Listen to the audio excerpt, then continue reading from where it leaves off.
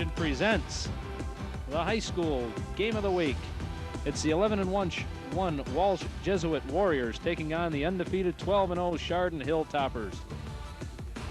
Today's game brought to you by Junction Auto Sales, the Chardon Courier, Chuck Oles Chevrolet, Newman, Leary, and Bryce. And hello again, everybody, and welcome to Chardon Hilltopper Football. My name is Craig Dees, joined, as always, by John Walsh. We're at Byers Field in Parma, Ohio. It is the state semifinals as the Chardon Hilltoppers one game away from making it down to the state championship. You see the Hilltopper band performing before a very good crowd here tonight. As always, the Chardon fans have come in droves, and John, we're looking forward to a dandy ball game tonight. Yeah, these are two teams that just match up identically. Both are big along the front lines, offensively and defensively.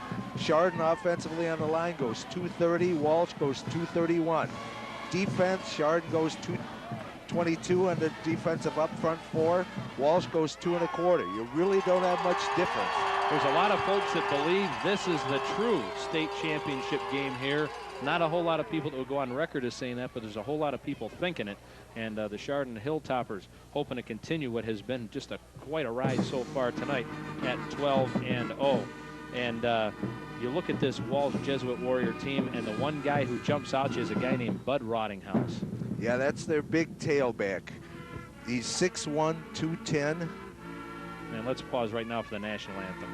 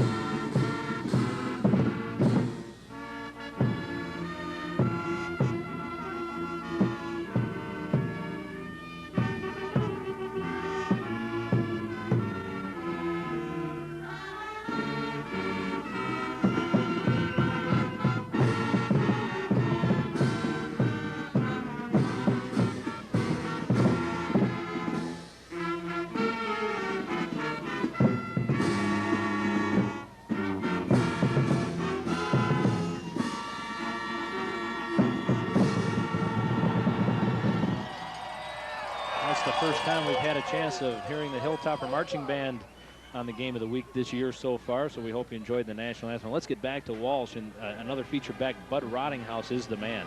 Yes, he is. He's that big, bruising runner.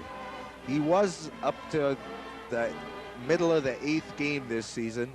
He was their fullback, so that's what he possesses, just that power, hit you and ram at you type of back. He doesn't have the breakaway speed, but that's Walsh's basic game. Just run it down your throat, which what Chardon has shown so far, it's just an ideal matchup. It's just two big guys just cracking at each other.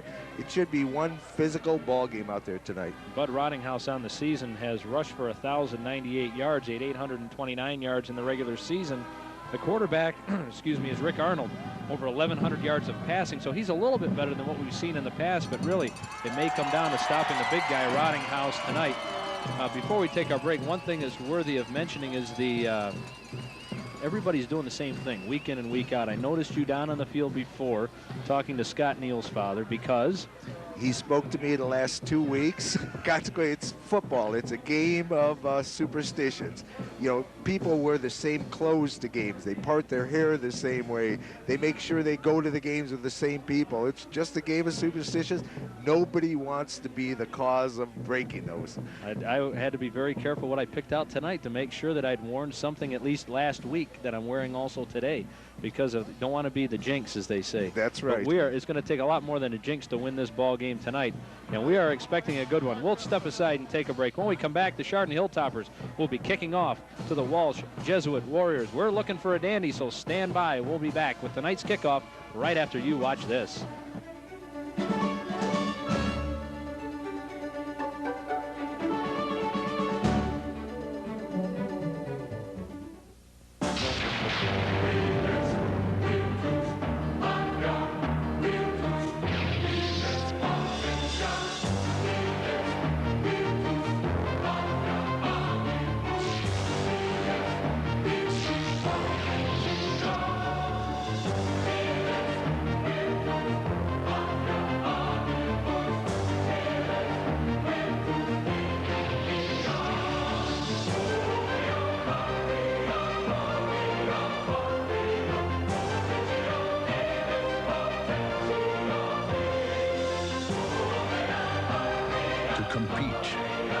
you've got to be strong.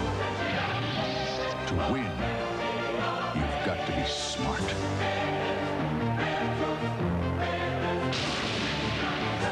Maybe you can be one of us, the few, the proud, the Marines.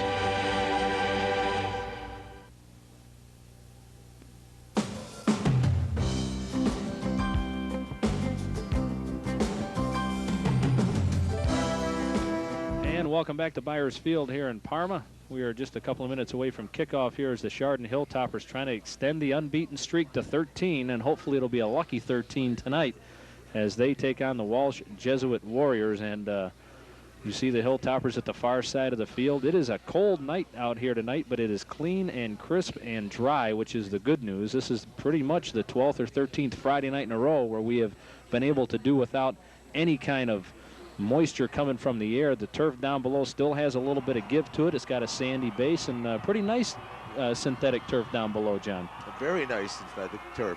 That's one thing you need in these playoff games, which is why they put it on the artificial turf and all. So the weather really doesn't become a factor. You won't get the slipping in the mud and that sort of stuff to take away part of the game.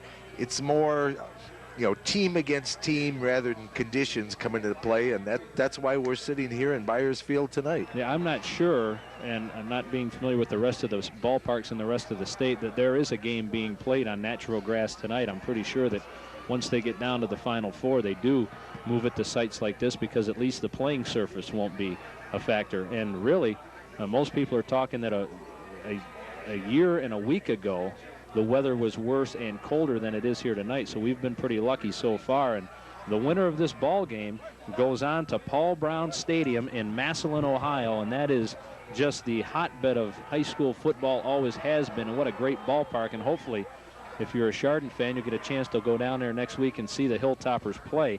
They will take on the winner of Rayland Buckeye Local Schools and Piquet. And that will be next Friday night at 8 o'clock at Paul Brown Stadium. And here come the Chardon Hilltoppers. They're going to introduce them one by one. And who's the lucky guy that gets to break down the... It's Scott Frey coming out first. And here comes the rest of that unit. It's been a pretty good week so far for Chardon. You've been pretty close to the situation, John. They ready for this ball game tonight? Has it been tough to calm the guys down more than anything? The truth is they've been ready for this ball game from a year for now. Ever since last year when we were at this field and it was raining, conditions were terrible, and Chardon got beat by a very fine Uniontown Lake team. They met in the end zone after the game, set as their goal to be at this game, win this game, go on and take the state. So they've reached this point.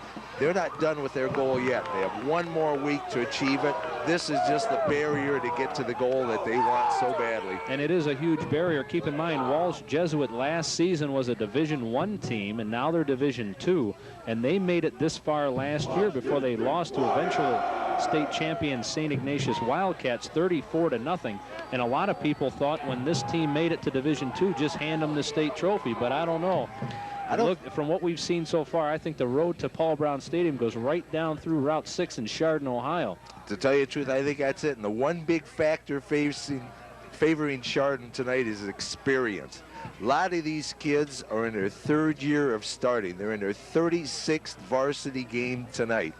Defensively, Walsh has, well, their defensive front four consists of 2 juniors, 2 sophomores, 1 starter holdover from last year, that being a fine one, inside linebacker Joe O'Neill. But in essence, the team that Walsh put on the field in the semis last year is not the team of kids playing here. While Chardon has a lot of their kids right back here again this year. Yeah, we'll talk more about the Walsh defense, but boy, even the defensive backfield of that Walsh defense is young. This is a team that's going to be here for years to come. Chardon lost the toss. Walsh decided they wanted the football to start, which a lot of teams would rather play defense out of the gate to try to get the bugs out. Marty Makar set to kick off. Looking down at the end of the field, the flag, which is a large one, is kind of hanging limp down at the far side. Not really going too far, just kind of hanging around. Hopefully the wind won't be a factor. Again, a crisp night. It is definitely parka weather out there, and we'll see what effect that has on hanging onto the football. Yeah, but the emotions warm me up a whole bunch, and there's plenty of emotions going out here tonight. And a late arriving crowd for Walsh. Was it half hour ago? You and I thought maybe they're going to be fashionably late. I think we were right, because the stands across the way are looking good, and down below, boy, you folks out in Chardon have done it again. The whole doggone town's here again. We are set for football, going back deep for Walsh. Derek Warnke, you're going to hear his name a lot tonight, and McCarr's kick is short and is taken by one of the up men. Running for some room up the middle is Joe O'Neill, and he will take it just outside the 40-yard line. The starting lineup for Walsh, the tight end, is Kelly McFarland, Dave Manley, Andy Dunn, P.J. McCarthy, Chuck Kozlik, and Rick Cruikshank are those big guys that John was telling you about in the open. Derek Warnke, one of the better wide receivers in the area. John Powers and Jeff Sine will split out as well. Trying to see who else they're going to start in the backfield along with Bud Rottinghouse, and the quarterback is number 6, Rick Arnold. He's the guy that is down there talking to the official, now coming back into the huddle. The Warriors have only lost one game this season, and that was the Lake Catholic Cougars. Rich Gobelt will be the other back in the backfield. There's big old Bud Rottinghouse. They call him Brick House. They just call him House for short, and he's a load. Very much different than what we've seen the last couple weeks. There's a guy that will just run over you just for the fun of it. First down and 10 for the Warriors. Rottinghouse leans across the 45 to the 46-yard line. The defensive front for Chardon, it's a good one. Christian Walsh, Rick Warner, Don Vaughn, Corey Rice, also Rob Conroy and Ian Landis will get some time. Scott Platts, Andy Honigman, and Eric Ash. And Honigman played a heck of a game last week, I should say, in that big victory. Kevin Ash, Pat Turner, Scott Frank, and John Toddy, the defensive backs for Chardon. It's a second down. It's 5 yards to go for the Warriors, right at the 46-yard line. They hand the ball to Gobelt, and Gobelt's got the first down inside Chardon territory. Yeah, they're opening up some nice holes out there for the Walsh offensive line. Chardon's just going to have to get off the ball a little bit quicker, keep that push going to keep themselves from being opened up and pushed aside there. But so far up front, it belongs to Walsh. The first down of the night. The ball is at the 49-yard line of the Hilltoppers, and that's a first down. Derek Warnke comes split wide to the near side. Jeff Sine is the slot. Gobelt, the up back in the I formation. They hand the ball to Rottinghouse. And House gets stood up. Look at the strength. He just dragged Andy Honigman for another yard. That was quite a matchup. Yeah, that was. He just met him at that line, but the power and getting the legs churning, driving low. They held that one to 3, but at least that time they didn't get blown off the ball. They hung in there. Rottinghouse just put it down, got his power built up a little bit where he could just churn those legs, get to 3 yards, but that's much better penetration by Chardon on that play. Rottinghouse averages 6 yards a carry on the season. Jeff Sine goes in motion. And they hand the ball to Rottinghouse. He's tripped up behind the line of scrimmage. I think he actually fell over one of his own men. Dave Manley got just smacked to the ground, and Rottinghouse tripped over him. Well, the reason he tripped over him is because underneath him was Donnie Vaughn, who shot across, got into the backfield, disrupted the play, got himself in his body position, plus the man trying to block him right in the area where Rottinghouse was trying to run. That's what you got to do. You got to take that size differential, use your quickness, get into that backfield, just make disrupting plays like that. 9:40 to go, first quarter, 3rd down and 8. They pitch it back to Sine, nowhere to go. Brought down, Kevin Ash was there. Also coming up to help out was Pat Turner, and that'll be a punting situation. That looked like a lateral. That was real close to the lateral or forward pass. I'm not really sure. The angle was just a little bit off. But like you said, it was close enough. It was well read by Chardon. They saw that coming. Turner was hanging in there, as was Ash. They just sealed it off totally. Punting situation. That was Dave Vitito, and the ball is down at the 21-yard line, and that's where Chardon will take over. First down and 10. Rick Conroy, the tight end. The left tackle is Rob Conroy. Left guard, Rick Warner. The center is Corey Rice. Christian Walsh, the right guard, and Kent Hardesty is the right tackle. Scott Frank, John Toddy, Pat Turner, Justin Brock, just a few of the names we'll see. Eric Ash, Joe Krebs, Tim Michael, Bill Gilbert, all those guys will be playing. There's Bob Doyle. A couple nice articles about Bob in the papers this week. And Scott Neal is the quarterback. He split Scott Frank wide to the far side. Neal's going to hang on to the football. And he's near the 30-yard line for a gain of about 9. Up front for Walsh, Ryan Rosel, Vince Marsh, Matt Tyla, and Joe Sabiti. The linebackers, Joe O'Neill, Rich Gobelt, Jeff Knupp, Pat Robinette, and Mike Casario. And the defensive backs, Jeff Sine, Darren Warnke. You'll also see Jason Mistritz back there, Pat Vogt, John Powers, all kinds of guys running in and out. Second down, a yard. Enviable situation for Chardon at this point. Krebs now goes in the wing and goes in motion. And they hand the ball to Eric Ash, and Eric Ash with a lot of running room up to the 40-yard line, and that's a first down. Yeah, now I would say Chardon's offensive line is taking control of this one. First, they're sealing the middle. They even brought another down lineman, went 5 down front guys there. They took it off tackle, opened up the little lane for Ash to go through. He got a good gain. So far, offensive lines are dominating out here. The ball is on the 41-yard line. It's a first down, 10 yards to go for the Hilltoppers. Scott Neal may be changing the play at the line of scrimmage. Hands the ball straight up the middle again. It's Eric Ash with a lot of running room inside the 40. And he will go down to the 34-yard line before he's finally dragged down by John Powers. My, oh my, just running people over. That was about 27 yards or so, that little gallop. Again, they just opened up, blew the guys off the ball. That's an experience coming into play. Those front 4 are 2 sophomores, 2 juniors. And quite honestly, sophomores, they want to play and they got intensity, but they don't have that winning drive, which I think you need in championship games. Ball's at the 33-yard line of Walsh. First down and 10 for the Hilltoppers. Neal's going to hang on with it, or to it, inside the 30, down to the 29, so a nice gain of 4 on first down. I'll tell you, unlike Padua last week, who really honed in on Neal, took away the option package, Walsh doesn't seem to be defending that well. They're not coming across getting the pitch man covering Neal. So far, they're a little weak on covering the outside. It looks like Chardon can pretty much do what they want in this initial series, at least. And if you read the papers this week, Bob Doyle was hoping that the inexperience against the wing T that Walsh has would help Chardon.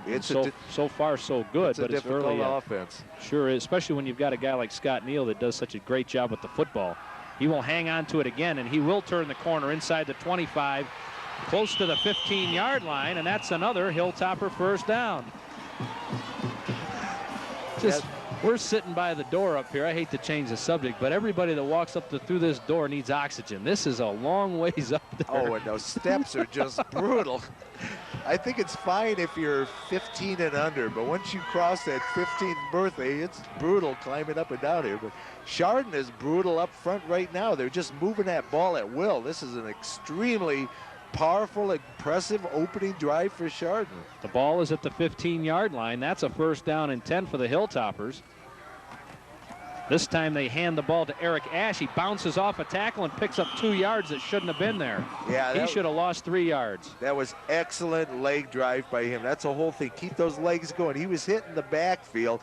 They got excellent penetration from those defensive front guys, but he just wouldn't give them those legs to wrap. He kept them moving, bounced off him, went to the outside, and turned, like you said, a 2 or 3 yard loss into about a 2.5 yard gain. Second down, a short 8 yards to go. Scott Frank wide to the far side. Just see him right there at the top of your screen. That's Tim Michael in motion. And they keep the football. Neal inside the 10 is upended at the 7-yard line. A couple of yards shy of a first down. Third down and short. Yeah, 3rd and 2 or so. That's Chardon area. They love that sort of stuff. And they're probably in the neighborhood where, you know, hopefully they can push it in, grab that first down. If not, then Coach Doyle's got his first big decision of the night on whether he's going to go for the 3 or not. But we'll just hope that they can gain those 2 yards on this particular play. John Toddy checks into the game for Chardon. We're down to 4 minutes, 55 seconds to go first quarter. It's Toddy coming wide to the near side. But forgive us, there's a huge pole in our way. They hand the ball straight up the middle. No decision at all. That is Ash, touchdown. No decision whatsoever. The decision was, wow, do you want Neal to score or do you want Ash to score? That was a phenomenal opening drive. That's just sticking it right down their throat. This is the advantage we thought Chardon had. Their offensive line is, I mean, we looked at all these all-league, we looked at all the all-district ratings. Here comes the replay here. You just see, look at that hole open. Look at the lead blocking, just taking him right into the end zone. Total domination on that up front group. Anyhow, getting back to the point I was going to make, I'll get it after this extra point. Marty Makar's extra point is good, so with 4:48 to go here in the first quarter, it is Chardon up 7-0, an 80-yard drive, and there's the Chardon faithful that have ventured out here. I was kidding around with some of the folks in the stands before the ball game about getting their visa to come all the way on this side of town, but they have come out in droves. This is super. Good to see, and they've been treated to a heck of a drive. Isn't that something? Like I was trying to say, they had their all-district teams and everything like that. I think every member of that offensive line should be an all-district. That's just an amazing, it's got size, it's got footwork and getting off the ball. They're just quick, big, and they just know how to drive you out of it. That's one of the best high school offensive lines I've ever seen in my life. I tell you what, I still go back to when Chardon, their last couple weeks of the season, when they gave up some points defensively. They were certainly pushed in that West Geauga game. I mean, that was a game that they could have lost that ball game. But I think the last couple of games were real confidence boosters and real, you really build a lot and you're thinking about the game. And now you come out and nothing scares you anymore. You have been tested and you have lived up to the challenge. And it's one thing to win a state title. It's another thing to go undefeated to do it. Yeah. To not hiccup along the way. Especially in that CVC, which is very tough. And I'm sure Chardon appreciates their opponents in that CVC because they've made them ready for the playoffs, because they face teams that are just tough, you know, week after week after week. There's just no breathers in that league. And that just conditions you to get you ready for the playoffs, where, again, you run into that thing where there's no breathers. Marty Makar to kick.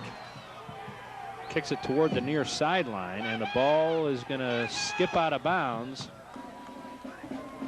I'll tell you what, Kevin Dawson thought about picking it up, but that will give Walsh the football, I think, at the 35-yard line. That's where they'll take over and move the football. Got a couple of first downs before the running game stalled on the first drive. Now they'll get it back, but this time they trail 7-0. Craig Dees along with John Walsh. Hope you're enjoying this game. If you're watching it on Saturday afternoon, it'll be on again tomorrow, Sunday at high noon as well. So if you miss part of this thing, make sure you tune us in tomorrow.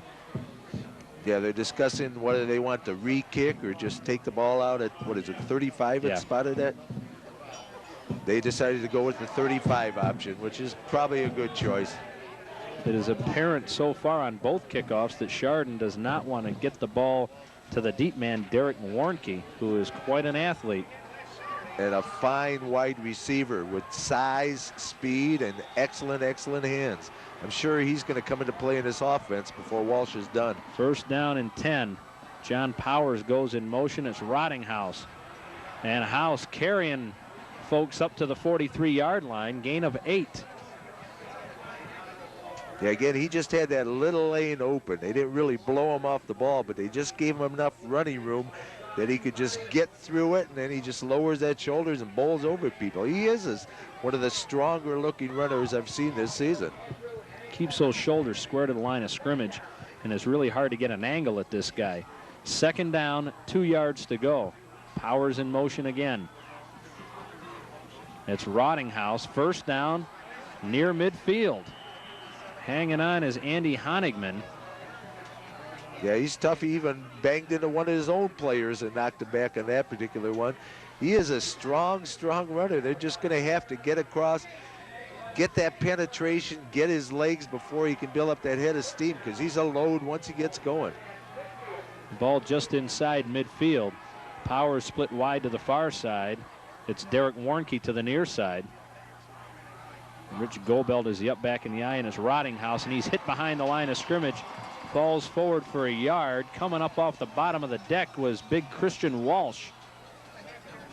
That's exactly, Christian must have been listening to what I was talking about. He got into that backfield. Rottinghouse got his 1 or 2 steps, didn't have the power back. Then you can take him on.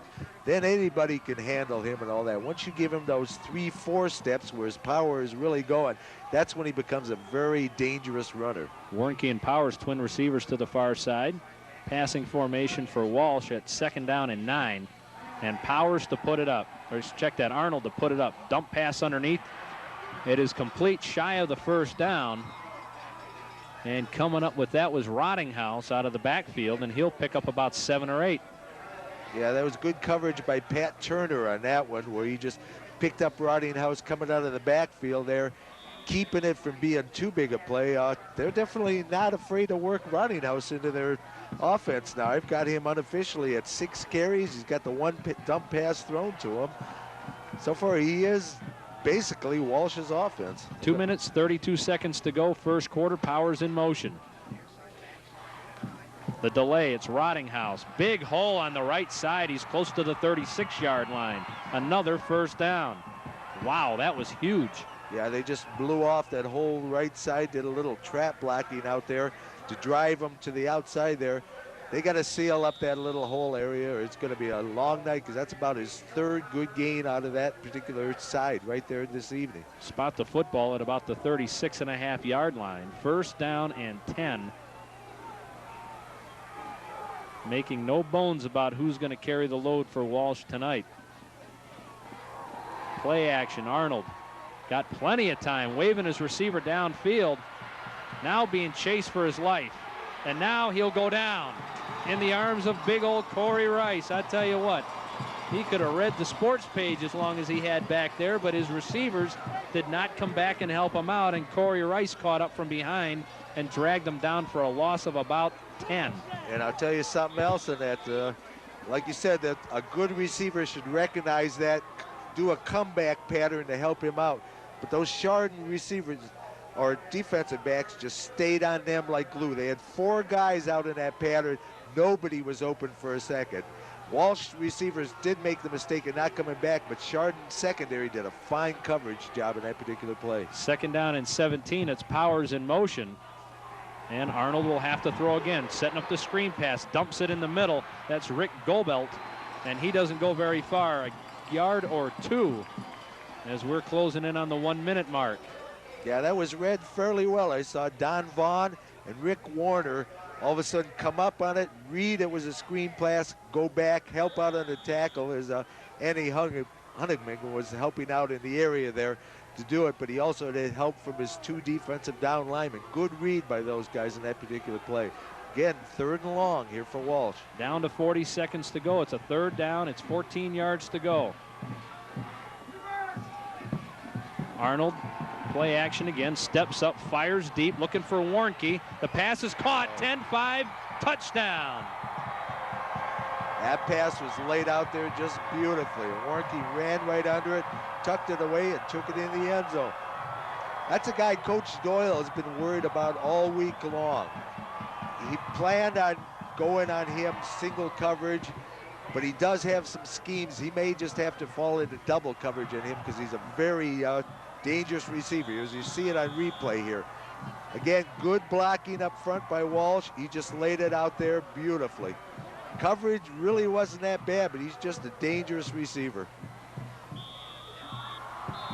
Extra point's good. The extra point is good by Dave Vitito, and with 27 seconds to go here in the 1st quarter, we're right back where we started. Let's tell you about the good folks that are bringing you this game, and so far brought you each and every game so far right here on Cablevision Channel 24. Our proud sponsors. Yeah, I'm being told they're coming. I want to make sure we say them in the right order here. All right. Tell you, there they are. Chuck Old Chevrolet. I heard everybody's taking our advice and walking up to Chuck and saying, "Hey, Chuck, thanks for bringing us the game every week." So keep doing that. Next thing you know, this guy will be mayor of Chardon. Never met the man, but next I hear he's almost the mayor. Also brought to you by Newman, Leary, and Bryce. We thank them for their sponsorship of this ball game. Junction Auto Sales, as well as the Chardon Courier. If you can't patronize these people, at least pick up the phone, give them a call, say hello to them on the street, say, "Hey, thanks a lot for bringing us the game for the last 3 weeks. We really do appreciate it and thank them very much, because without them, we would not be here. And Bob Doyle, how do you think his stomach's feeling right now? Things were moving along pretty good. Got him 3rd and long, and bam, just like that. Rick Arnold stepped up with a nice pass. Well, I'll tell you, his offense performing like they did the next time will get rid of those little butterflies real quick if they can just shove it right back in. This has got the makings of one of those whoever has the ball last type games. Dave Vitito, the junior, to kick off, going back deep for Chardon. John Toddy, and I think Joe Krebs is back there, but that'll be taken by one of the up men. That's Kevin Ash, and Ash breaking tackles across the 40, stays on his feet to the 44-yard line. Nicely done. Kevin Ash with a nice return. Oh, that was just an excellent return. I'll tell you, Kevin's got 8 interceptions on the season so far, so he knows what to do when he gets that ball. He can return them as well. It was an excellent return, busting it to the outside, breaking tackles, and just keep moving forward. I don't know if we're going to have a chance to get another playoff here. We're down to 9 seconds and counting. I think Scott Neal just turned around and looked at the clock and said, nah, we'll just hang on to it right here. Well, that's going to do it. We have played 1 quarter of football here at Byers Field in Parma, and we're no better off than we were when we started. We're all tied up at 7 apiece. We'll step aside and take a break. You're watching Chardon Hilltopper football on Cablevision, Channel 24.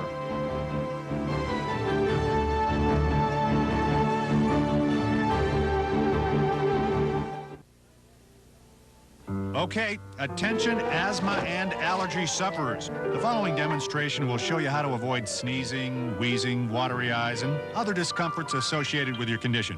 Okay, Joe, ready when you are. First, shut out all industrial pollutants. Don't expose yourself to cigarette smoke. Avoid exhaust fumes. How you doing, Joe? Good, good. Don't breathe in any dirt. Don't breathe in any dust particles. Let's see. Pollen. What? Pollen.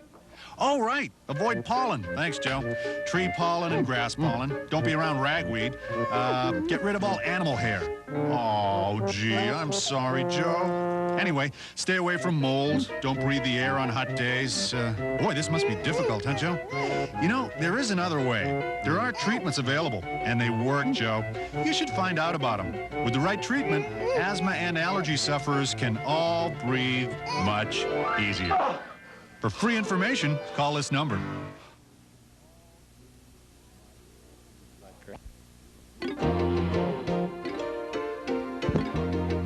We begin quarter number 2 from Byers Field in Parma. State semifinals. The Chardon Hilltoppers taking on the Walsh Jesuit Warriors. Walsh doesn't bring a band with them, but before the game, they said they had their band on the far side. They bring a big old boom box. I don't know how many watts of power in this boom box, but they had that Tomahawk Chop song going, and you could hear it very well inside this glass enclosed press box. But jokingly, the Walsh people say, oh, that's our band in a box. They play marches and all kinds of good stuff. Thanks, Red. Red Jevnikar doing me up with a little soda pop here. The ball is at the 45-yard line. It's a 1st down and 10 for Chardon. They go left side. That's Bill Gilbert. Bill Gilbert not going very far, and you can hear the faithful on the far side. They enjoyed that defensive effort. Yeah, they got across that time and just didn't allow Gilbert the luxury they've allowed Ash so far. There was really nothing opened up that particular time for by the offensive line of Chardon.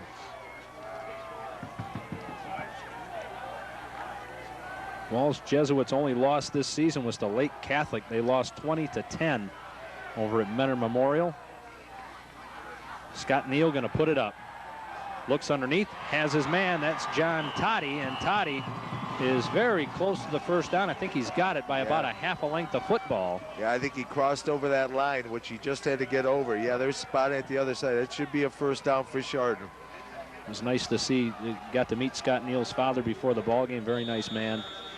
Very proud of his son. Almost humble. Hey, you got a nice quarterback. Yeah, I know. He's a nice quarterback, nice kid. You know, sometimes the parents have a tendency to be very overzealous of it. He was very humble. Yes. He's got 1 more year of watching this fine football player play here, too. That's good news for everybody in Chardon. 1st down and 10. The ball's at the 45-yard line. Krebs goes in motion. Neal's going to keep it. And does pick up a yard, and that's about it. That was a wise choice by Neal on that one. I think Krebs would have been in trouble if he had pitched it out because they did have the seal man on him that time. All of a sudden, they must have made a little adjustment on the sideline over there because they are starting to seal up on that option. Yep. But that last pass play they run was based on the option. If you want to seal it up like that, bring the guys up or dump someone behind you, give them a quick dump pass. That was a good little pass play, and one that could be very effective tonight if they're going to start coming up a little bit on the option running. 2nd down, 10 yards to go. Neal going to put it up again, being chased. Now he's going to keep it and gets popped out of bounds at the 38-yard line. Gain of about 5 or so. Good coverage downfield by Walsh. Trying to get the ball to Scott Frank, but Derek Warnke was in his face. Yeah, Scott was even doing a little pump fakes over the line of scrimmage.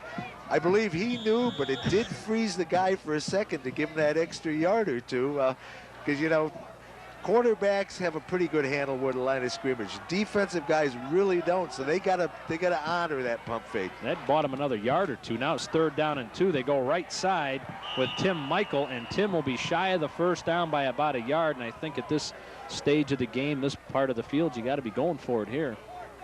I don't know. This is one of those, you want to pin them deep in the hole or you want to give the short yardage. This is the first decision. Eric Ash, with that touchdown run last time, took the decision out of Coach Doyle's hands. He's going to take his timeout right now and think about it. It'll be an interesting one. You got the 2 schools of thought going on here. One, should we be very conservative, try to pin them deep and all? The other one is, it's playoff time. Let's pull all stops and go for it. We'll see what Coach Doyle comes up with. If your punt goes in the end zone, you're going to net about 16.5 yards out of it. Yeah, you definitely don't want...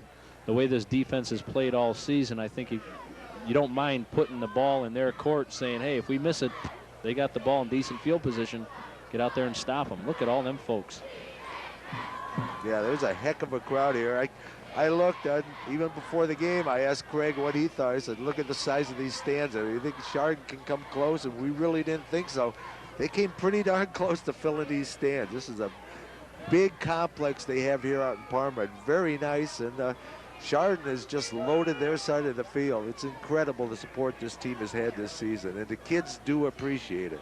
They sure do. It'd be real nice to be down in Massillon a week from tonight at 8 o'clock at Paul Brown Stadium. We will do our darndest to get down there if Chardon makes it that far. Or I should say when Chardon makes it that far.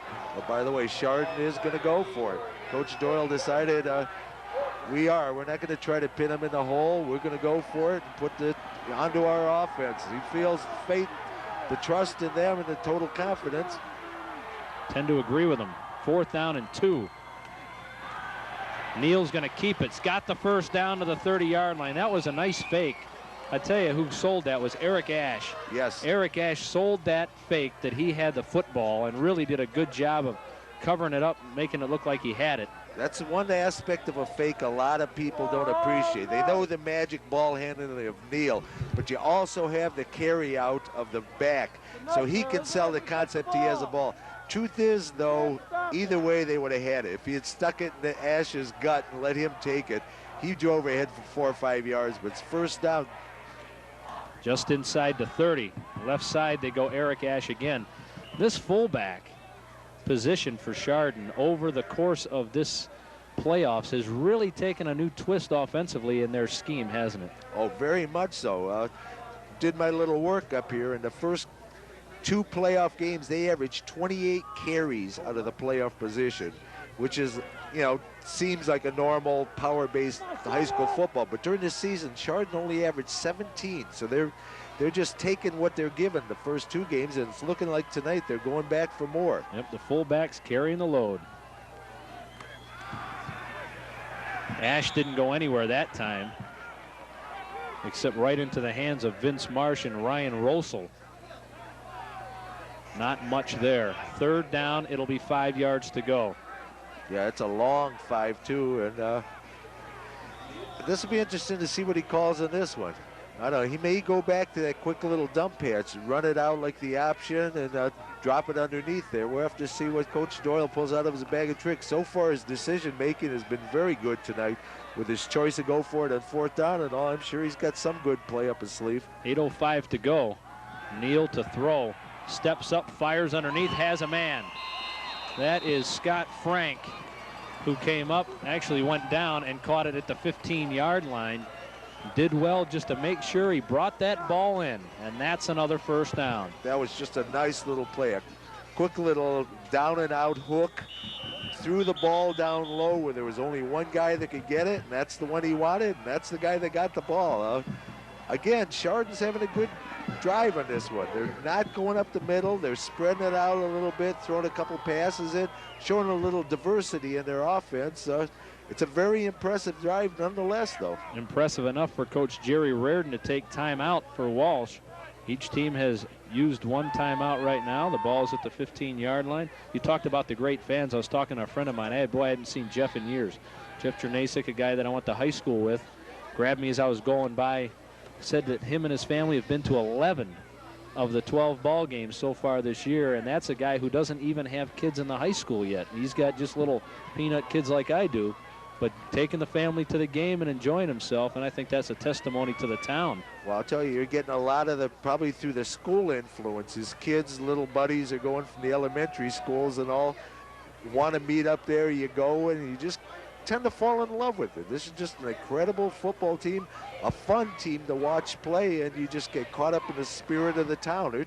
They're talking about them at the grocery stores, the gas station. It's just all over town. Hey, I was down a couple days before Thanksgiving. I was down at the Finest in Painesville, and they still had Chardon Hilltopper signs in people's cars in the parking lot as I was backing up the groceries. First down, 10 yards to go. The ball just outside the 15-yard line of the Walsh Warriors.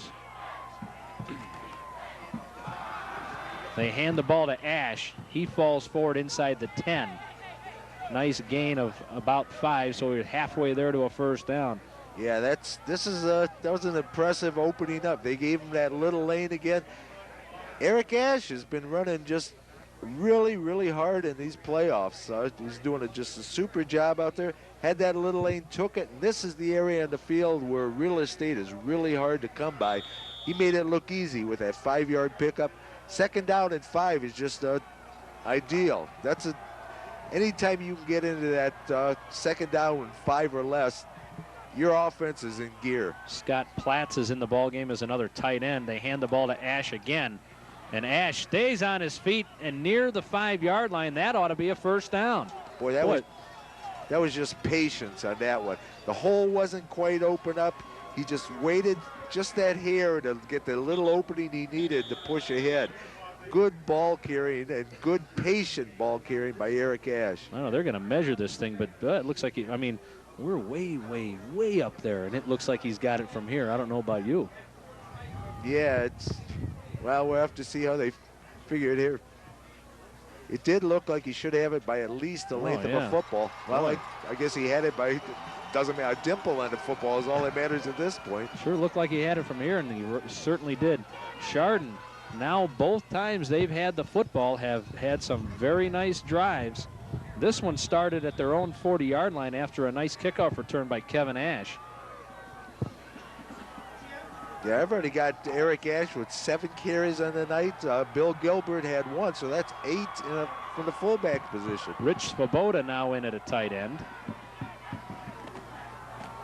Neal going to hang on to it, cuts inside the 5, spun around to the 4-yard line. Dragged down to the ground. Joe O'Neill, who's one of the better linebackers in the area, brings him down. Yeah, they're talking he's very much a potential all-state linebacker. And he did put a lick on Neal that time. Got a gain of a yard, hobbling off the field. Rick Conroy, one of the tight ends, coming off, showing some strength, hobbling off on 1 foot. And Rich Svoboda, who had come out, goes back in. Second down goal from the 4. Neal going to keep it again. They turn this play wide. He pitches it back to Krebs. Oh, what a play. Was that pretty? Oh, Joe O'Neill had him dead to rights. O'Neill still prone on the ground. He had Neal dead to rights, and somehow Scott got the football back to Joe Krebs, and that's 6 points. He was just waiting. And I'll tell you what really helped make that play. 2 factors. 1, Neal waiting to the last possible moment to pitch it out there. Here it comes again on replay. Number 2, watch the acceleration coming out of Joe Krebs as soon as he gets that ball. Boom! He just shoots like a bullet. That's what you need, and you need that instant acceleration. Those guys had the angle on him, but that burst of speed just took the angle away from him. Good play by Chardon. Marty McCarr makes it 14-7. Tell you, I don't know, Joe, if we get a chance to watch that one more time, if you can find it. If you look at one of the defensive back, John Powers honestly thought Joe O'Neill had Scott Neal dead to rights, and he committed to come in and put the finishing touches on him. Oh, gave up on Krebs a little bit? Somehow, yeah, let's go. Let's see it. Watch this again. You'll see 21 come up near the top of your screen. He gives up on Krebs right there, and he's gone. Instead of trying to string it out, and Warnke just could not come up in time. Somehow Neal with one hand just pitched it back. Man, oh man. I'll tell you, that was a time-consuming drive by Chardon on that one. There's Scott Neal. Boy, they're showing a variety today, though. Yep. They're coming at him. If Walsh has been studying those films, expected the same offensive scheme that went against Padua, went against Riverside. They're not seeing it tonight. Chardon's opened up. They're showing a lot more facets that they have with their offense. There's Rick Warner getting a well-deserved drink. No more. Come on, Warner, no more. You hear the guys telling him no more, meaning no more points, not no more water. Yeah, that's exactly what I'm sure that's what they talk. Because you don't tell. What do you tell a 260-pound tackle there? You don't tell him no more water. Guy who's getting whomped on every play, you're going to tell me no more water? They're talking about no more points. Marty McCarr set to kick off. 2 very nice drives by Chardon so far. They've had no problem moving a football. And another little pooch kick taken by one of the up men. That's Rich Gobolt. And Gobolt will take it up to the 37, maybe the 38-yard line. And he is brought down on the play by Ryan DeWeese. So a first down and 10 for Walsh. Now it's up to the Chardon defense to see if they can stop the Warriors. The Warriors, the first time they had the football, moved it fairly well, but came up short. The second time, marched it right down, and 3rd and 1,000,000. Had a beautiful 41-yard touchdown pass. Jeff Sines split wide to the far side. Derek Warnke to the near side. The officials are huddling over the football, trying to figure out something. Yeah, I'm not sure exactly what they are. Yeah, they're all ready now. Wind up the clock with 6 minutes to go. First half. Rottinghouse stopped at the line of scrimmage and still picked up a couple of yards. Warner was there. Yeah, Honigman was there. Yeah, Rice was in there too. Actually, a lot of the guys. Scott Frank was in from the backside. I guess Rick Warner took to heart what they said about no more, because he shot right through there and grabbed Rottinghouse from behind, kept it to just a short gain. Gain of 3, 2nd down 7. Warnke split wide to the far side, and Jeff Sine is a slot.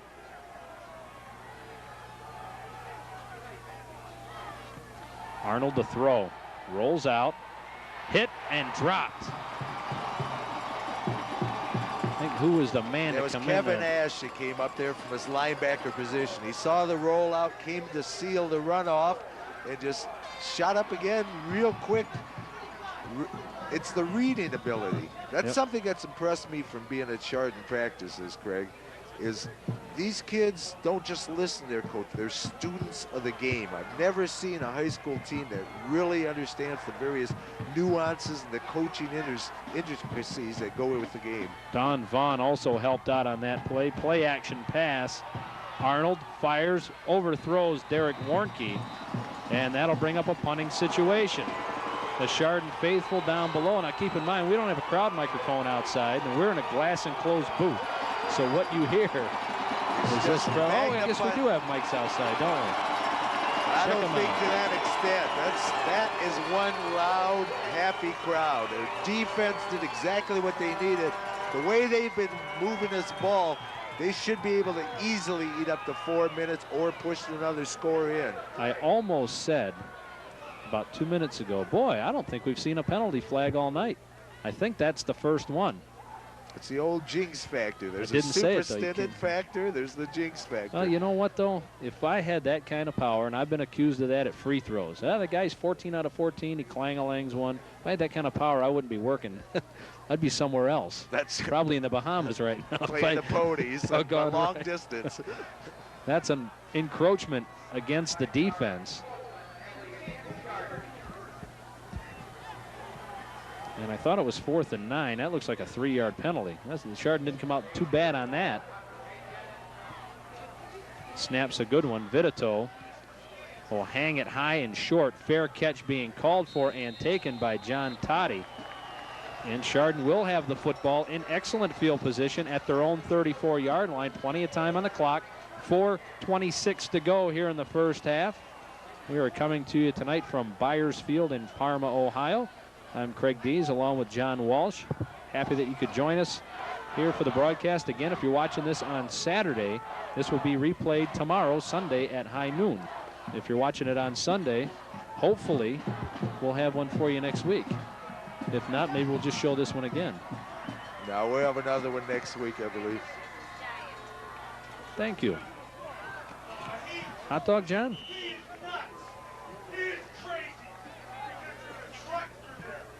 Gain of about 3 yards on the play. They're handing out lunch here for us. This is incredible. See? Service with a smile here at Byers Field. And we have more room this week. Yeah, a little bit. 2nd down, 7 yards to go. The ball's at the 37-yard line of Chardon. Be nice to see the Toppers get in one more time before the half, or at least give Marty McCarr a chance to pop one through the uprights. Krebs goes in motion. They hand the ball. It's Ash. Barrels across. I think he lost the football. Yes, he did. Fumble, and it is recovered by Walsh. Joe O'Neill is Johnny on the spot, and that ball bounced right up into his hands. Yeah, that's definitely something Chardon wanted to happen here. Defense is back on the field. They got to do their job again. Try to keep them out of the end zone here. They did a superset last time. They're being called on real soon here. Hopefully they're up for the call. The ball is at the 47.5-yard line of Chardon. There's 3:33 to go here in the first half. Walsh gets the football back. The first turnover of the night.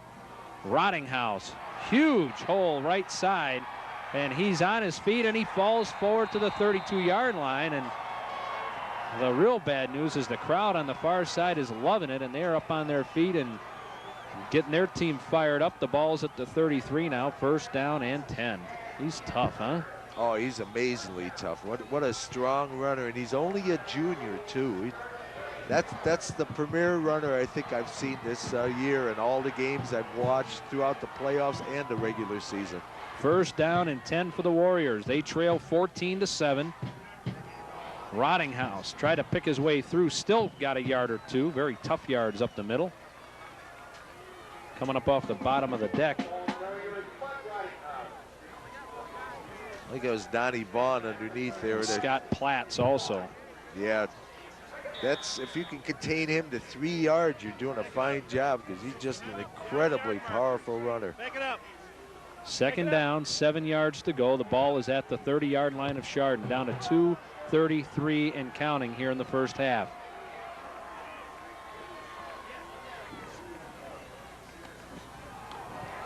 Rottinghouse again. Gets another 1st down to the 22-yard line. Yeah, there's still, like you said, a lot of time on that clock. Chardon defense has got to suck it in. That time they had some excellent blocking on the left side of the Jesuit line. They just sealed it off and just gave that whole lane on the outside to Rottingham, and he built up his power base, got a few extra yards out of it.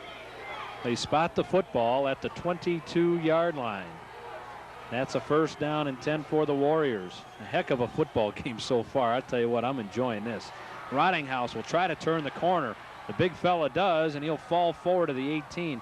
What makes him so tough, John, I think, when he gets hit, you can almost tack on another 2 yards every carry.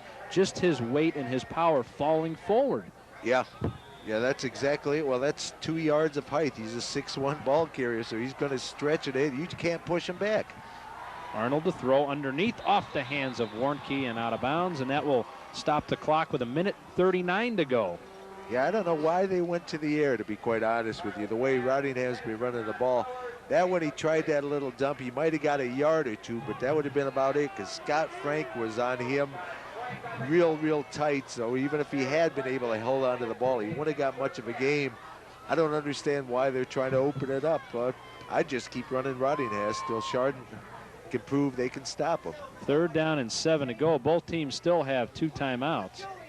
I don't know what's going on down there. I don't know if they're happy with where the sticks look like they're in the right spot.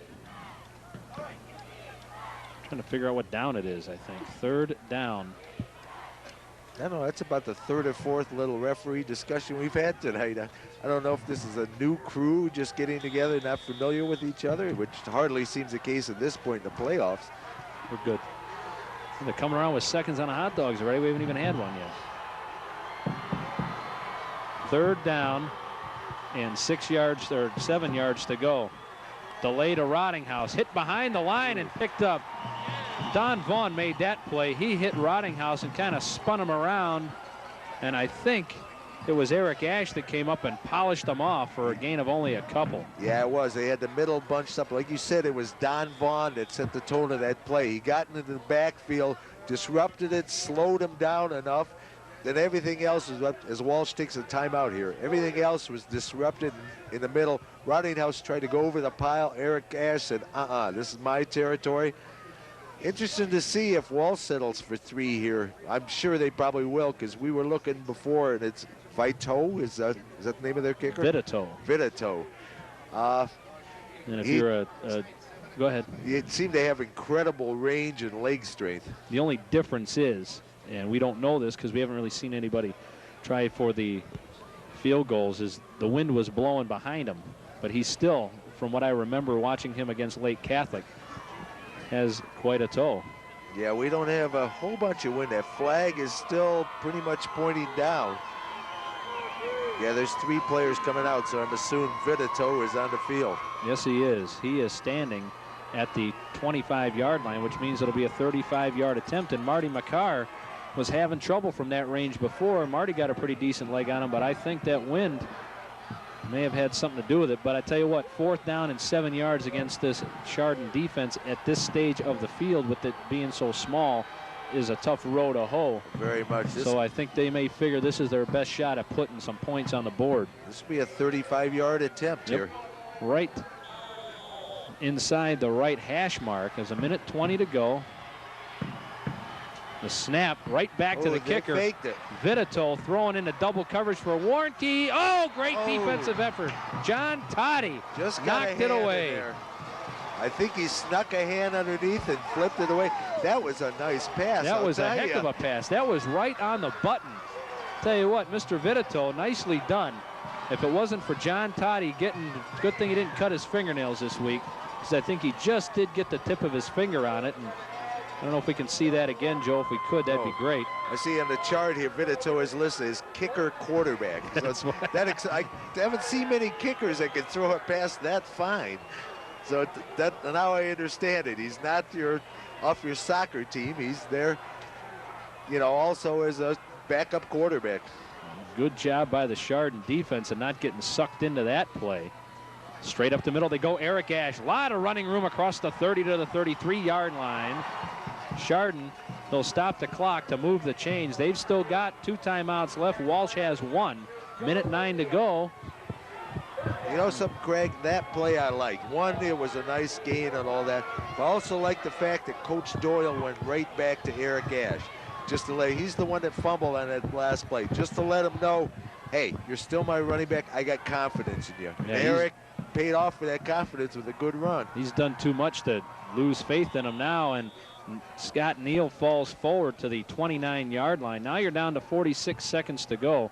Chardon does not appear as though they're going to take a timeout. They may be just content to run this thing out at this point. They are back at their 31. They will get the football to start the second half. Don't forget, coming up at halftime, we will have the Chardon Hilltopper Marching Band. Got to see them a little bit in the pregame. You'll get to see the halftime show.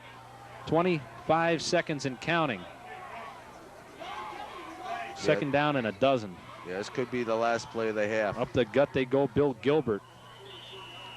And that ought to do it. Down to 13. The Chardon coaches that are to our immediate left will be packing up and going down. Got to be very happy about the way the first half went, John. 14-7. The offense proved they could move the football pretty well, and the defense rose to the occasion on a couple times themselves. Yeah, but we got the makings of one tremendous second half here. This is what the semifinals are all about. Both these teams played an excellent first half. We are 24 minutes away from one of these teams, hopefully Chardon, going to the state finals. We'll step aside and take a break. When we come back, we'll have the Chardon Hilltopper Marching Band. We'll have second half action. Stand by. You're watching Hilltopper Football on Cablevision, Channel 24.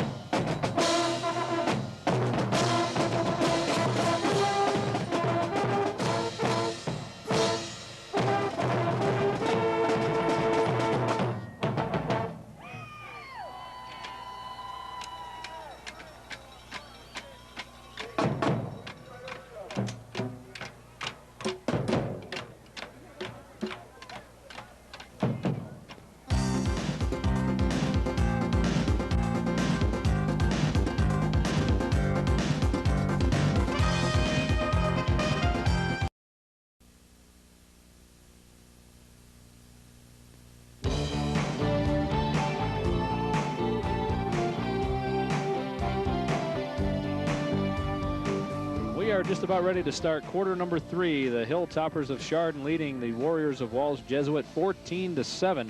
Recapping the scoring back in the first quarter at 4:48 to go. Eric Ash, a 7-yard touchdown run.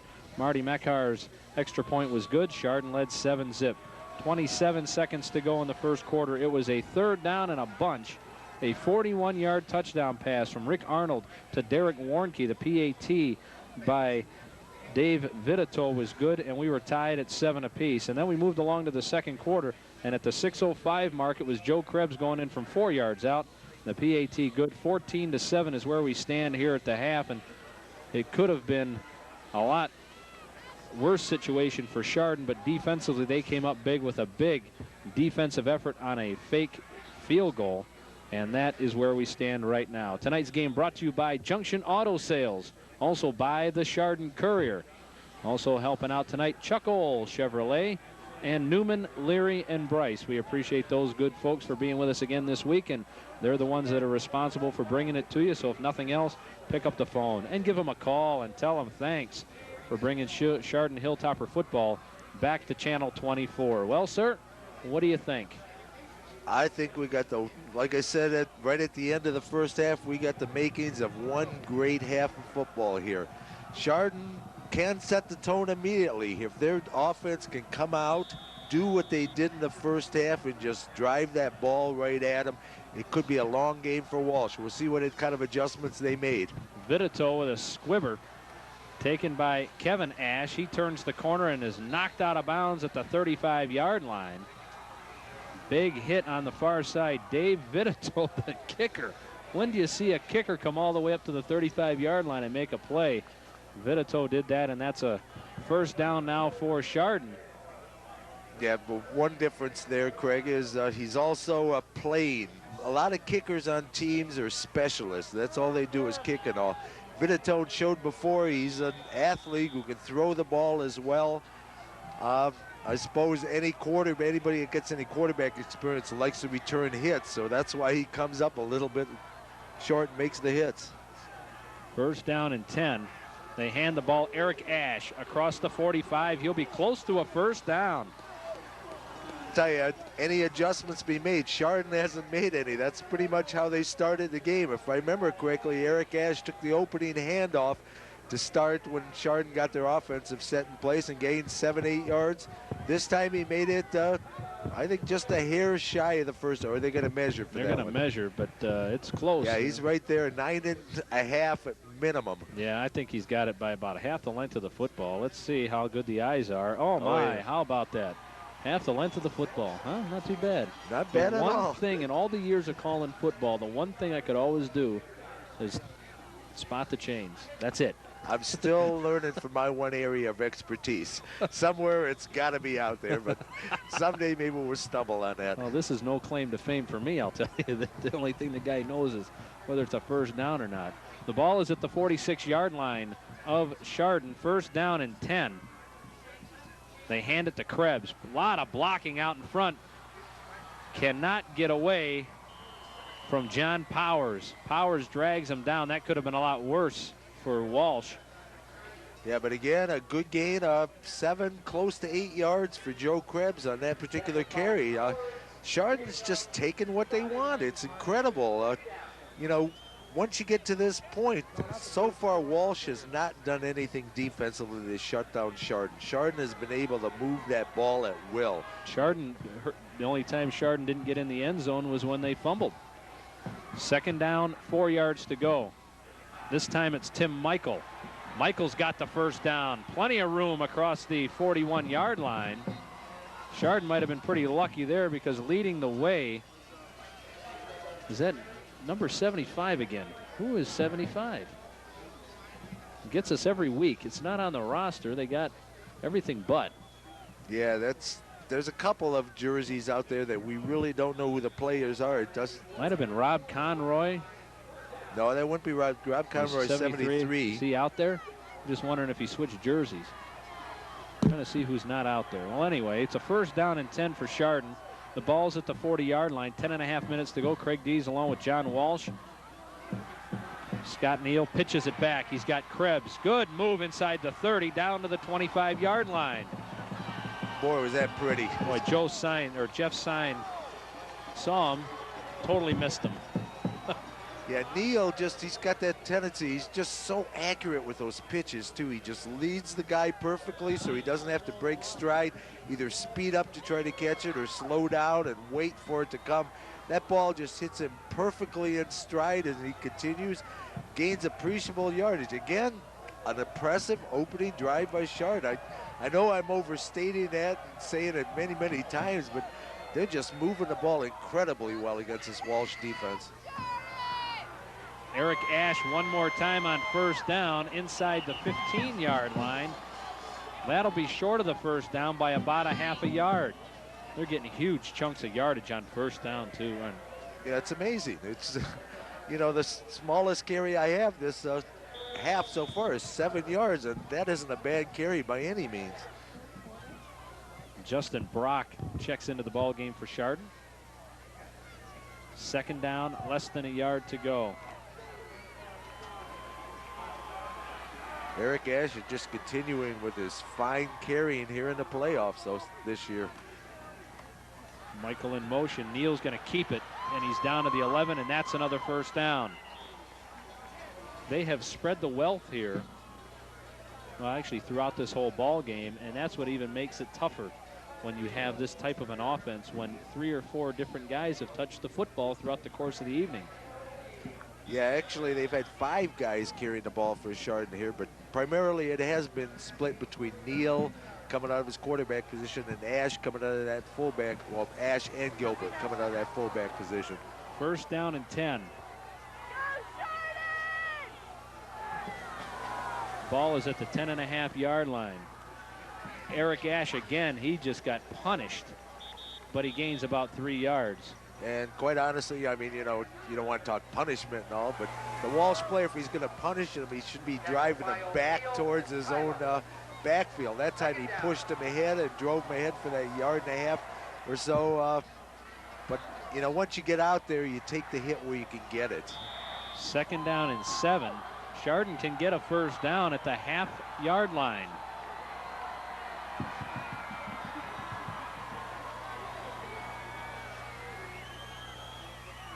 Krebs in motion. Neal keeps the football inside the 5, pushes his way down to about the 3-yard line. And the ball is must have come loose, but the ball was blown dead. Yeah, the referee called him down there, that the ball caused the fumble. So far, a nice 4-minute drive and counting as you see the clock down to 7:50 and counting. Yeah, it was a good job by the Walsh defense at time to push Neal back. Because quite honestly, I thought the way he squared himself up and was going to drive it, I thought he might get close to that first down or touchdown area there. But Walsh came, drove him back off of that. Third down and about 2.5 for a first down, 3 yards for the touchdown. Neal going to keep it, and Neal's going to go down. Nice defensive effort.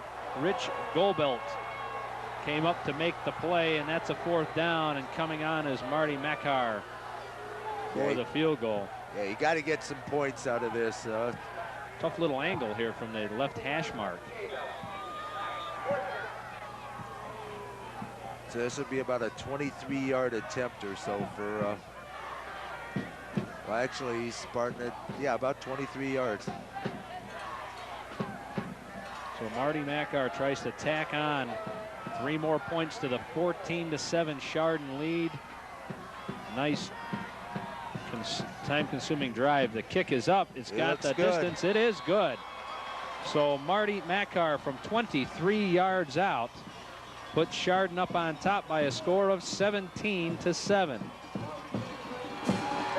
That was, again, that offense just moved the ball down there. Importantly, they took that opening kickoff, got some points out of it. That's very necessary to set the tone for the second half. Walsh wasn't able to stop them till the very end there, but again, they come out with the 3 points, increase their lead up to the magical, you need 2 scores, Walsh, you know, which is an important consideration in any game, much less a playoff game for the state semifinals. Almost 5.5 minutes off the clock, too. That's a big Actually, that's a short Chardon drive. After you've seen them the last couple of weeks here, Craig, you got to admit 5 minutes is nothing. They've had 8-9-minute drives in these other playoff games. Well, so far, Marty Makar has done a super job of keeping the ball away from Derek Warnke. He will go back deep. He will be flanked by Joe O'Neill on one side, and I think it's Andy Mosher on the far side. Hard to see from way up here. Red Jevnikar here again with us tonight. Best seat in the house, huh? One of the warmest ones. We got these little space heaters up above. And I'll tell you, it's cold outside. As many of you people who will be watching this, who are attending tonight, will appreciate the fact. Well, you were dumb enough to go out at halftime. Well, I just wanted to go laugh with my wife. Yeah, till you try to get in the car and she locks you out on the way home tonight. That's true. She does have the keys. That's right. She wisely asked for those. Makar to kick, and again will keep it away from Warnke. Taken by Joe O'Neill. O'Neill pops across the 35-yard line, and that is where Rick Arnold and the Walsh Jesuit Warriors, they come into the ball game 11-1. Their only loss was to Lake Catholic back in week 5, and they have not looked back since then. That tackle on that one was by Scott Frank. The more I see of Frank, he really is one excellent tackler. He's the one that had that one on the goal line against Padua where he flipped him out. He just gets low, takes the feet away from the ball carrier. Powers goes in motion.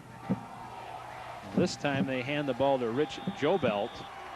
I think that's the first time somebody other than Rottinghouse has carried the football. No Gobelt second. Gobelt had a carry in the first quarter for 6 yards. Short of that, it has been strictly the Bud Rottinghouse and Rick Arnold show for the offense of Walsh Jesuit. Gain of 2, second down and 8 yards to go. High atop Byers Field overlooking Parmatown Mall on the busiest shopping day of the year. Put into the mix all the folks that are here tonight. Ridge Road will be beautiful. Arnold chased, dropped. Brought down Corey Rice. Yeah, Corey just came from his end position, came across. Arnold spun around, started to look, didn't even see, which I don't know how you miss a 6'5", 245-pound defensive lineman. We didn't even see him. Rice just chopped down, took his legs away, and the rest is pushed back, as they say. Design play, a little misdirection, didn't fool Corey Rice. 3rd down and 14 yards to go. Chardon defense stepping up. They were burned on a play similar to this before. Arnold throws, has a man short of the first down. Yeah, that's Warnke, his favorite receiver. But I think Derek's going to be about a yard or two shy where they spot the football. Coming up to make the coverage was Kevin Ash. Doing a super job on that, making sure he did not spin away and get that first down yardage. Walsh is going to be forced in a punt situation here. Your side of the field, you're still 5 minutes left here in the 3rd quarter. It's not time to take this silly gamble. Dave Vitito, we got movement. This is interesting because Rottinghouse was a guy that moved, but he was in a tight end type spot. I don't know if they would allow him to reset or not, or if that was a planned play to try to draw Chardon outside. That's exactly what that was. Yes, it was. And Conroy fell for it. He went out. What they did was just, they weren't in the set position yet. They were splitting their guys out. It's not a case of putting 2 guys in motion at a time. It was just the adjustment, which you can do before you get set. Conroy took it as people moving. He shot across. Free first down for Walsh. Yep. The ball is at the 48-yard line of Walsh. They've got new life. First down and 10, 4:59 to go. Here in the 3rd quarter, they trail 17-7. Rottinghouse, not a whole lot there. Don Vaughn tripped them up, gain of about 2. Tell you what, when you get to this stage of the game, though, too, we've mentioned you get better football teams, a lot less flags. You also get better officials who aren't going to lull you to sleep with the flags or the ticky-tacky stuff, but you get a goofy play like that, and these are the guys that you want down there. Yeah. Well, we turned on the field mics for here or there, didn't we? Woke you up, huh? 2nd down and 8 yards to go. Arnold going to run the option. Taste of your own medicine, maybe? Got a couple of yards out of it, 3 or 4. Who was hanging on for dear life? Pat Turner. Yes, he was. Pat Turner, the monster. Just sitting there, cutting off the inside lane. A good defensive set by Pat on that particular one. So third down. Oh, excuse me. No, I was going to say that's the first time I believe Arnold has actually run the ball the outside. And he had a good amount of yardage during the course of the year, so it's a little surprising that all of a sudden he's starting to get his running into gear. And where's Rottinghouse been this half? Third down and 4 yards to go. There he is. Got the first down. Breaking tackles to the 39-yard line. My mistake. I should have left him alone, shouldn't I have? I'll tell you what, when I saw them play Lake Catholic, Bud Rottinghouse was non-existent in that offense in the second half. Not because he was not effective, but if my very feeble memory is halfway decent tonight, he just was not afforded the opportunity to get into that offense. And I think you got to dance with who brung you, and he's the man. First down and 10 at the 39-yard line of Chardon. Walsh moving the football. They run the reverse. Coming our way is Jeff Sign.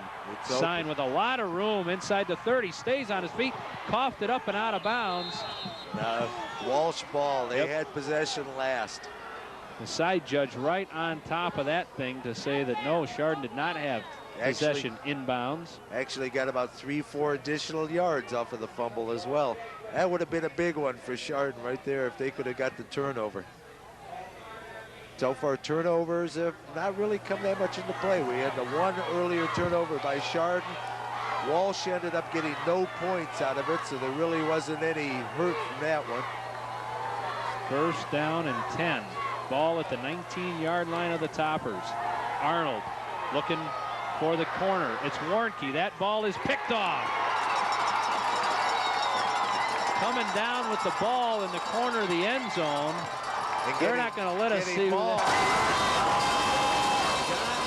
Toddy.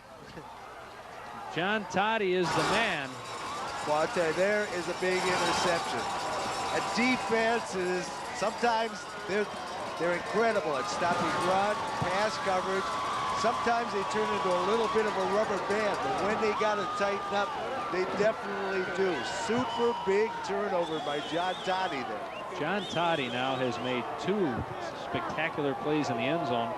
One at this end of the field down here below us, where he knocked that ball away on the fake punt, and that interception gives Chardon the ball back in a 10-point lead with 3:09 to go in the third quarter. It's Joe Krebs hip-hopping his way near the 29-yard line. He'll be about a yard shy of a first down. Depending on where they spot that. Yeah, I guess they are spotting it a little bit on the shy side there. Second down and a yard to go. What a big bullet to dodge there, huh?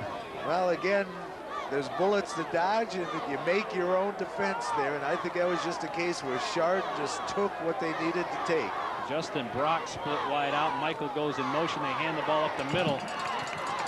That's Eric Ash for another couple of yards. And that's a first down. Clock continues to move, or it will when the chains are set. 2:34 and counting. Third quarter, and another score right here. You can pretty much put the nail in the coffin. I tell you what, talked to people all week about this Chardon defense. I said, yeah, you can read what you want about the offense, but this defense in the playoffs has been nothing less than spectacular. Tim Michael vaults his way to the 37-yard line. Yeah, Greg, that's something that I've been asked by a few people too, is about the defense of Chardon and the offense and this and that, and what is their strength? To be quite honest, I think their strength is from all sides of the ball. They average 29 points. They only give up 8. What do you consider the strength there? You know, you can't score against them. You can't stop them. I don't know. They're just a solid football team from all facets, including special teams. Man down on the field for Chardon might be the runner, Michael. Looked like he might have taken a hit to the shin. It's hard to tell from this angle what exactly they're working at, but hopefully it's nothing too serious. Yeah, also, this is the kind of a time of the night when you're just back after the start of the third quarter. and those muscles start to tighten up and cramps come on. There's a look at the crowd below, the wild crowd below. The man in his cowbell. Yes, and he's very proud of it, too.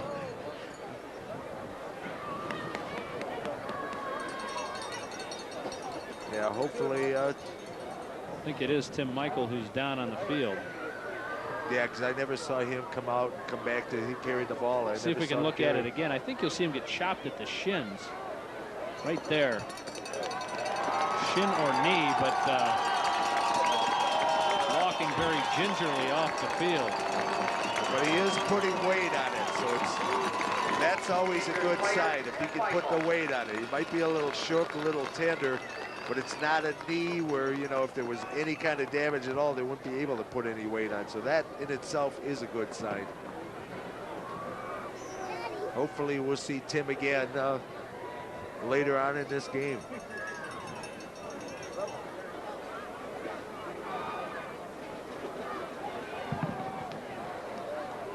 Well, I hope they've been keeping their hands warm during this period here.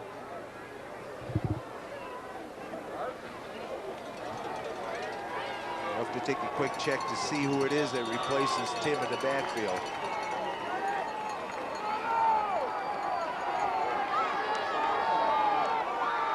Second down and 6 yards to go for Chardon. Krebs will take it near side. Big hole.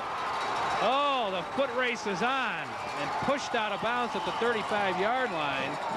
Derek Warnke pushes him out of bounds. Man, Krebs showing some speed. I'll tell you, Kevin Ash went in there and took the halfback spot, or the wingback, if you will, filled in for Tim Michaels, and had an immediate impact. He was on the left side there. He came across, cut off the linebacker as he was trying to flow over, opened that lane up for Joe to get that big gain out of that one. First down and 10. The ball is at the 33-yard line of Walsh. Ash falls forward for only a yard or two. Hanging on for Walsh Jesuit was number 50, Mike Barone. Let's take a look at that last run here, John. Huge Boy, that hole. opened up that big lane. That's correct. Watch Warnke. He very easily could have shoved Krebs down to the ground, held him up, gave him a little love tap at the end there, but no, good sportsmanship. Yep.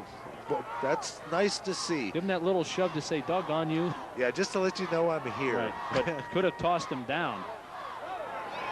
This time it's Kevin Ash. And Kevin Ash is near the 25-yard line.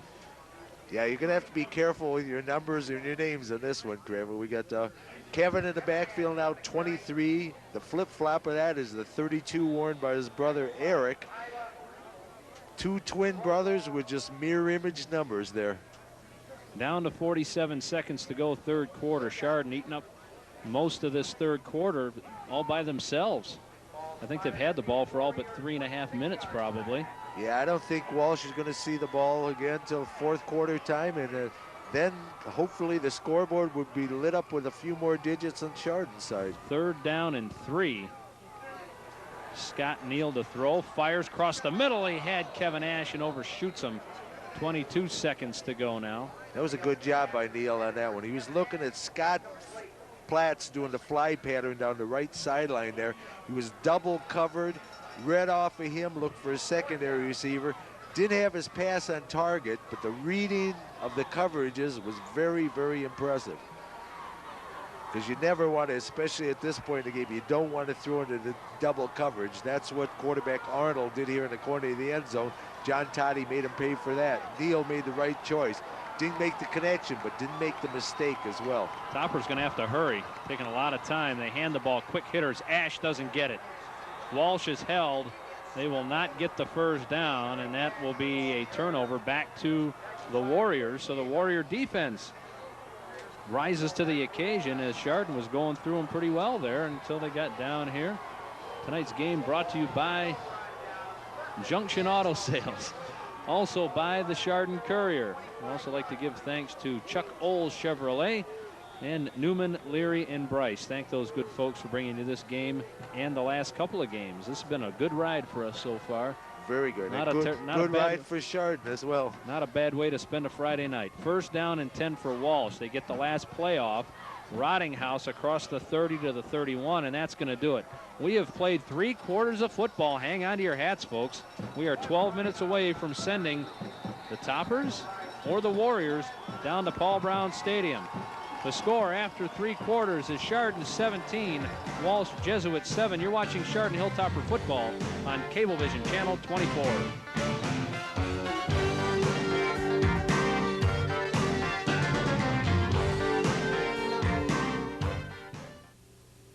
In a life-threatening emergency, you should know what to do. Say a loved one exhibits unusual symptoms. The first thing to do... Clear! No. The first thing to do is pick up the phone and dial your local emergency number. Call 911 first. Right. How about mouth-to-mouth? I don't think so. To learn more about life-saving techniques, contact your Red Cross.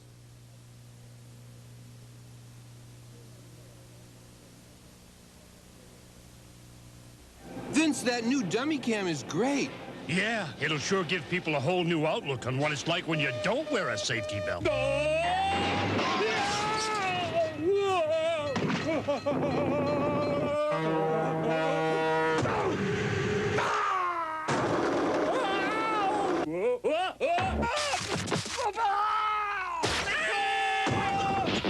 I think they'll get the picture. You could learn a lot from a dummy. Buckle your safety belt.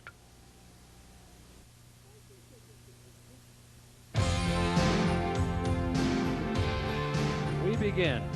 4th quarter action from Byers Field in Parma. Craig Dees along with John Walsh. Walsh Jesuit has the... You got a bad name for this week. You know that? Well, having a name like Walsh. Imagine poor Christian down in the locker room there. No relation, incidentally, for all there. I would like to say it was a relation, as fine a football player it is, but there isn't. All we do is share identical names. We also share it with the school, which has a fine football team, but hopefully not as good as the black and red out there on the field tonight. 2nd down, 4 yards to go for the Warriors.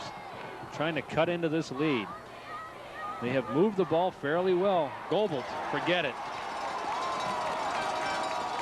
Ran into Scott Platts, among others. And Andy Honegger caught him, float across, caught him from the inside as well. Both of them teamed up, took away everything he possibly could do. Andy Honigman, what a nice player. Oh, just a super player. Especially when you consider the size he's given up. But as far as heart and strength, he gives up nothing to anybody. 3rd down, 6 yards to go. Big play here, opening minutes of the 4th quarter. Arnold to throw. He's going to have to run with it. Oh, it's open, too. And it is. He's got the 1st down and more. Directing traffic, and he skips out of bounds at the 48-yard line of Chardon. Did too good a job of covering the receivers that time. When the receivers went downfield, the defense went with them, and Arnold was able to pick up a ton of yardage. Yeah, the line overcommitted on their pursuit, too. They just chased after him. Whole left side for Arnold was just wide open. He realized it, had the common sense enough to take what was there, and he got a good gain out of it. 11-14, the clock is stopped here, 4th quarter. Chardon comes into the ball game undefeated. Walsh Jesuit only with 1 blemish on their record. 1st down and 10. Rottinghouse turns the corner. And he picks up another 4 yards. Honigman was there. The first man to make contact was Kevin Ash. I have nightmares about that big fella tonight. Yeah, just see Kevin Ash getting up, adjusting his shoulder pads a little. They weren't exactly quite where he started with them on the play, but he hung in there, took on that big horse, and dropped him down. Luckily, he had a little help from his friends. Probably thinking to himself, it's supposed to be the other way around. This other guy's supposed to be helping himself up off the deck. 2nd down and 6. Powers in motion. And Arnold fell down. Right back to the original line of scrimmage. So the 4 yards that Rottinghouse got have been negated. Actually, about 3 of those 4 yards. 3rd down and 9. I don't know. Did he get his feet tangled up with the center? I'm assuming he probably got his foot stepped on as the center went back to do it, because it looked like he was doing a straight drop back to pass. Center was probably dropping back as well to do his pass blocking. just happened to step on his foot as he's going. Quick movement by the center, but unfortunately just a hair too quick, because you don't want to get your quarterback's foot on that. I don't want some 200-pound guy stepping on my foot on a cold night like tonight either. 3rd down, 9 yards to go. Play action. Arnold with time. Looks for Powers, a great catch down at the 35-yard line, and that'll be a 1st down. Boy, that was a great catch, because I'll tell you, as soon as he touched that ball, Kevin Ash was just laying it into him, but he had the presence to hold on to it, keep it, and just gain that 1st down. Good play. Boy, oh boy, he went high in the air to get that and took a whale of a hit at the end of it. Yeah, when you reach up like that, those ribs are exposed. And I'll tell you, Kevin Ash let him know where his ribs were. 9:35 and counting. Ball's at the 35-yard line. Rottinghouse again. Honigman hanging on. Rottinghouse falls forward for 3. Also coming up to help out with Scott Frank. There's Big Andy. Nasty looking guy with that uniform on, isn't he? Oh, very. Trying to pull the mouthpiece out to get some air, because I tell you, we're sitting here moving into the 4th quarter. Games are going. It's been a very emotional, hard-hitting, hard-pursuing type of ball game. And boy, you need some breath about this point as we climb under 10 minutes. 2nd down, 7 yards to go. Play action. Arnold with a pump fake, being chased and being dragged down. Don Vaughn again. Yep, Rice was there to seal up on it, kind of made him slow down so Vaughn could get it. They blitzed in Platts from his linebacker position to get some added pressure. Vaughn was fortunate enough to get to him first, but they had good pursuit pressure on them that time by the Chardon core. And again, it was a defensive call, because like I said, the linebacker came in on his position on the blitz. And I tell you what, Rick Arnold pump fake trying to get Warnke open down the far side, but the cornerback did not bite on that pump fake, and that spelled doom for Rick Arnold. 3rd down, 14. We're closing in on 8 minutes to go. Arnold's going to have to put it up again. Here comes a blitz. Avoids it. Not going to get the 1st down. Shoved out of bounds at the 32-yard line, and a flag comes flying in. They're going to call it a late hit, and that'll be 15 yards and a 1st down. Well, I'll be quite honest, it's on the far side of the field. I didn't really see it, but I'm not sure. I didn't really. Kevin Ash pleading the case. I don't know if it was his own case or somebody else's case, but he was over there pleading with the official, but that will fall upon deaf ears. Here comes the official to give us the bad news. That is a late hit against Chardon, and the Chardon faithful doesn't like it. I don't know. Did you get an angle to see that one, Craig? It was close. It was hard to tell how close he was. He was obviously going out of bounds the way he was running, but I don't know if he had a foot near that sideline or not. Well, it's all academic now. Whatever the referee calls is holding. Yep. So it's tough. Whether it was true or not, it is. It is now. Yes. No hesitation on the flag, though. It came in right away. Ball's at the 18-yard line. It's a 1st down and 10 for Walsh, trying to cut into the 10-point lead. Rottinghouse straight up the middle. They stand him up. He gets to the 15 before he's pushed backwards. That's the first time tonight I've seen him push back, too. That was Platts and Vaughn again on that one. Sure was. Scott Platts. 7 minutes, 39 seconds to go. And the quicker that clock works, the better for Chardon. I'm sure that we're going to just see the big guy from here on in. I don't think he's going to take the chance of throwing the ball, taking the loss. He's just going to drive with Rottingham. So this ought to be a play action. Nope. Rottinghouse goes down. Now back to the 20. There was penetration. Oh, check that. That was Goebelt. Yeah, but it didn't matter. They could have taken Rottinghouse on that. It was Vaughn, Walsh, and Eric Ash, I believe, coming in on that one. As soon as he touched the ball, they were just all over him. That's what you need. It doesn't matter if it's Rottinghouse or who it is. You can get no power going.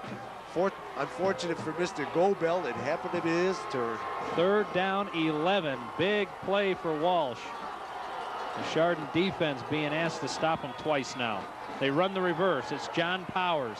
He's got some running room. Outside. Down to the 11. He'll be shy of the 1st down. but only a couple yards shy. What would you do? Take your 3, though? Well, that's the question, and that's why we're not getting paid to coach, thankfully, because I don't know what you do.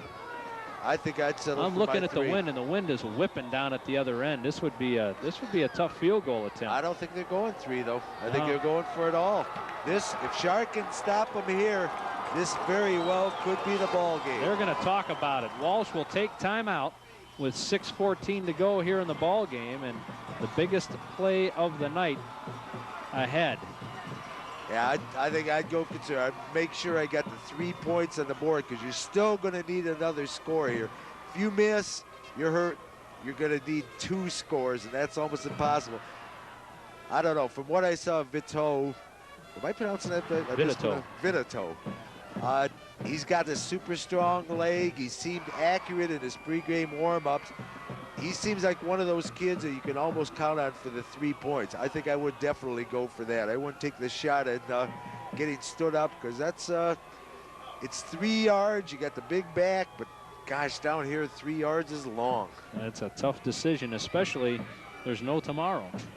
You've got, you know, if you get the first down and you keep the drive going, you're a genius. If you don't, you're gonna be second guessed throughout the course of a full year.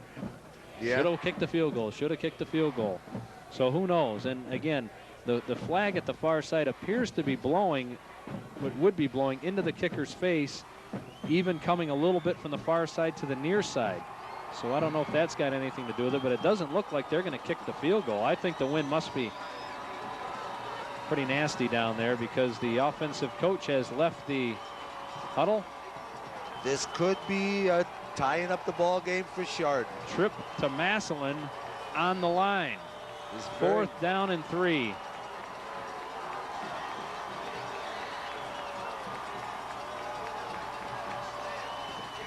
They give it nope, they keep it. Arnold being chased, tries to turn the corner. He's got an angle, and I don't know if he got it. Where do they spot it? They gave him a generous spot, and I think he's going to have the first down. I think you're right. I think they gave him a generous spot, and that will be a first down by about a half a yard.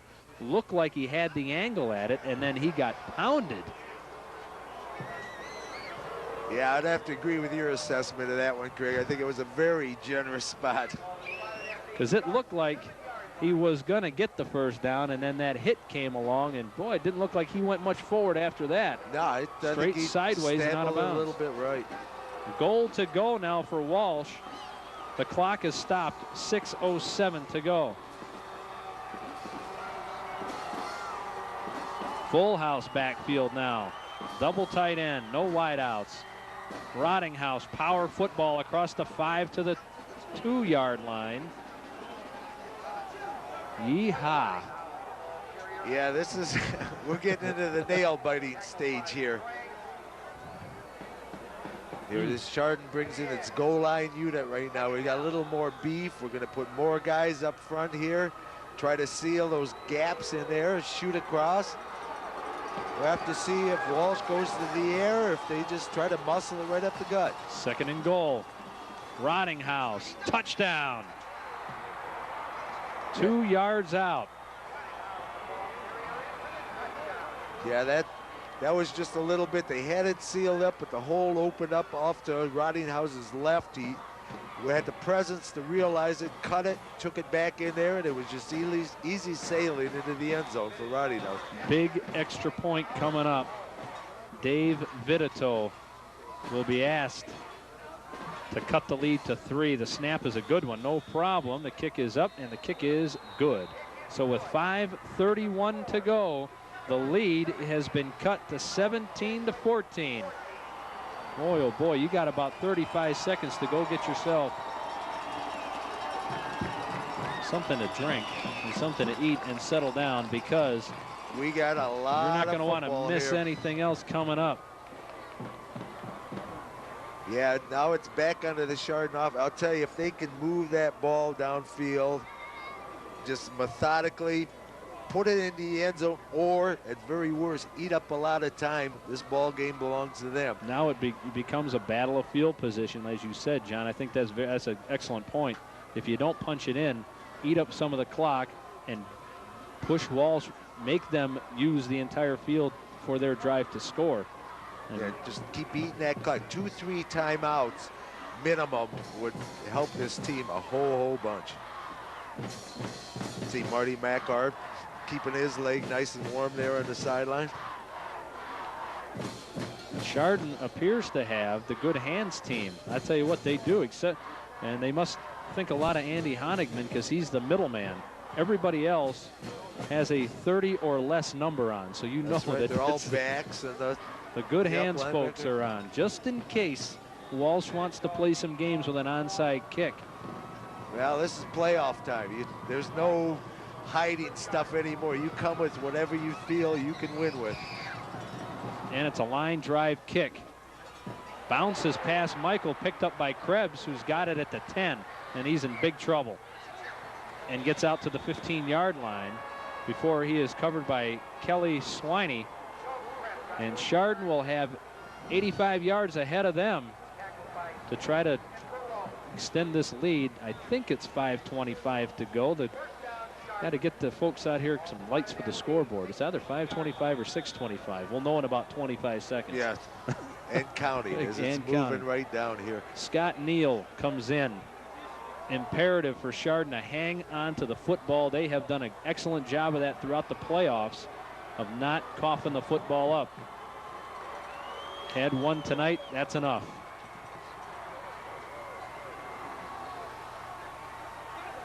Eric Ash falls to the 20, gain of 4, under 5 minutes to go. And Chardon, I've seen teams do this before. They'll have a man with a stopwatch on the sideline. As soon as the referee blows the whistle, they start the stopwatch and they keep that quarterback informed of exactly how much time is left. That's to right. Maximize that huddle clock to eat up as much time as possible.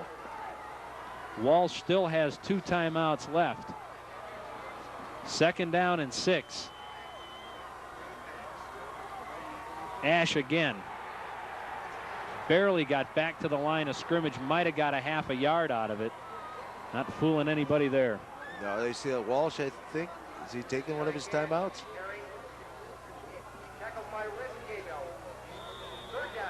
I believe they are. Walsh Jesuit takes timeout with 4:15 to go. That's their 2nd timeout. They've got 1 left. They're figuring stop them here on 3rd down. They've got to punt the ball. We'll get the ball back with 3-something to go. Yeah, I'm a little surprised that they took it, to be quite honest with you. I don't know, it might be just a hair premature to burn your 2nd timeout.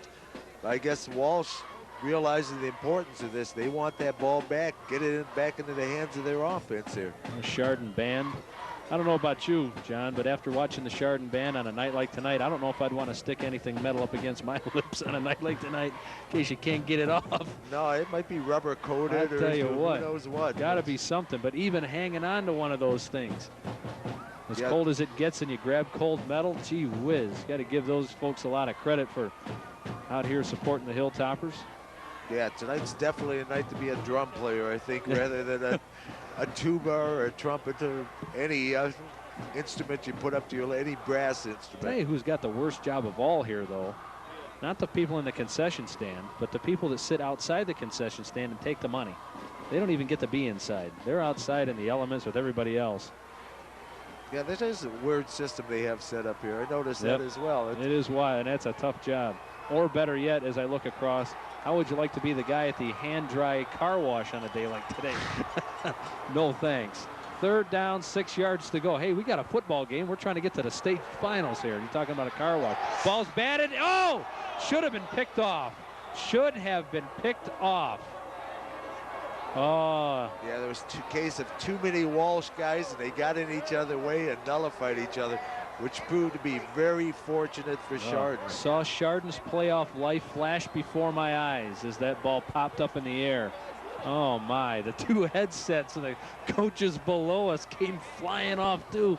Oh, gee whiz. Well, now the pressure. I think this is the first punt for Chardon tonight. Is on Marcus Smith. Marcus going to stand at his 8-yard line. There is 4 minutes and 10 seconds to go. Walsh. They got the line stacked too. They're coming. 10 of them. High snap. Smith pulls it down and gets it off. Line drive kick. John Powers at his 47. John Powers not going to get any farther than that. He will finally be brought down. He lost a couple yards on that return. The ball will be spotted just outside the 45, and that'll be a first down for Walsh. And once again, hand it to the Chardon defense, put it on their shoulders, and say, win this ball game. Yeah, and it is that time. We're down to exactly 4 minutes left on the clock. That's 4 minutes in the season for one of these two teams. Well, short of overtime, of course. There was that prediction made by a man before this ball game who's sitting right in front of us. It's possible if they can get down to field goal range. Rottinghouse got stuck behind the line of scrimmage and still picked up 3. Yeah, I guess they just decided to go back with him and just start eating up because, like I said, it is only 4 minutes, but 4 minutes is a long, long time. Keep giving it to the big guy. Maybe he can break one. Maybe even just do a play action off of him. We'll have to see what Walsh has in their bag of tricks because there's no next weekend to save it for if you don't use them now. Second down. May not down. get the opportunity again. 2nd down and 7. Arnold rolls out. He's in trouble. Big time. Now he's got running room, and he will be dropped down. He fumbles the ball. Who's got it? Walsh will control it. It was fumbled out of bounds. And I tell you what, almost looked like he tossed that thing That's forward. exactly what it looked like to me. Push it out of bounds, get a couple extra 2-3 yards, get that first down sticks moving. Is this what, you know, I think over the first 3 weeks of doing this, I think people can honestly say we don't use a whole lot of cliches here. But when the cliche of this is what it's all about has got to be said, because this is what it's all about, folks. This is, I say it week in and week out. If you can find a better way of spending $5, tell me, because I don't know of any. If you're sitting in the stands or you are watching this game live at Byers Field along with us, tell me how you can, well, $5, maybe throwing a little heat. Yeah. I'll tell you, high school football is one of the best levels going because these kids just play for the love of the game. 3 minutes and 2 seconds to go. Walsh with another first down.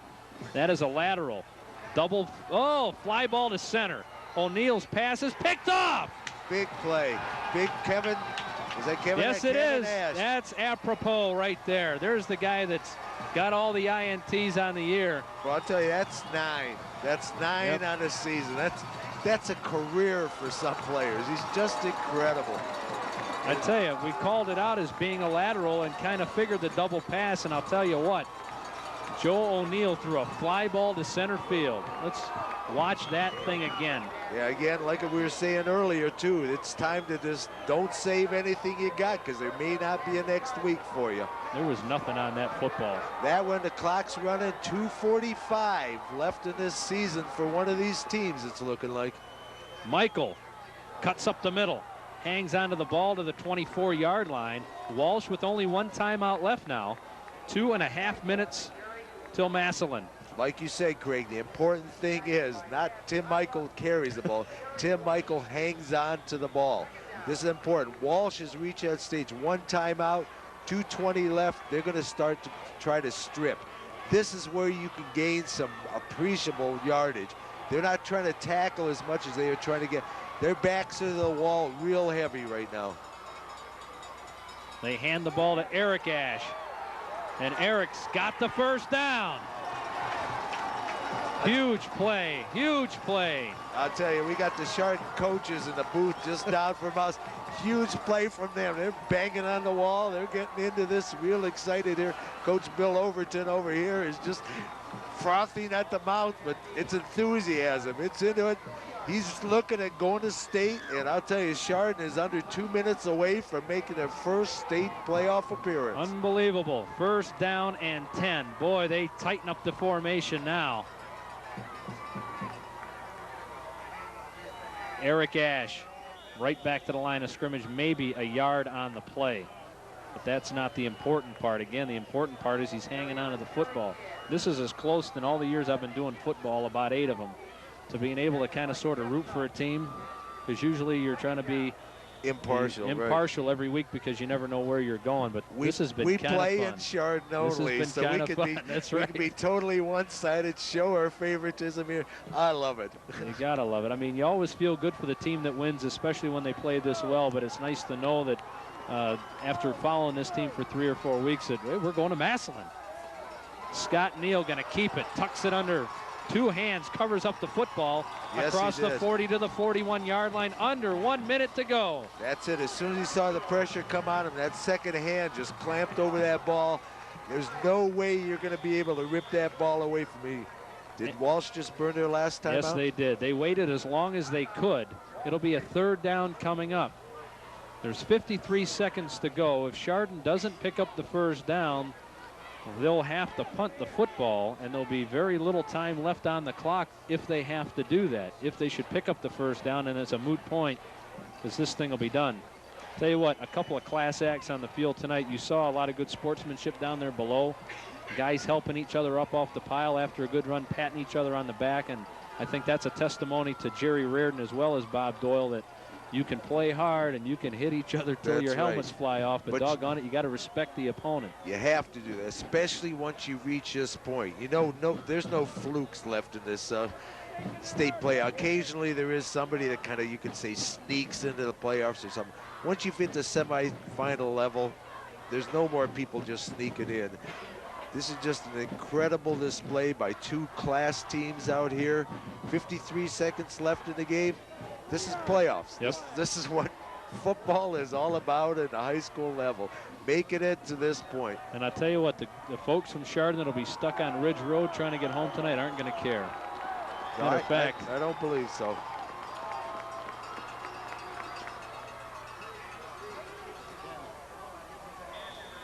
and another lunge forward by the Hilltoppers. The clock continues to move with 41 seconds to go. The referee spots the football right now at 37 seconds.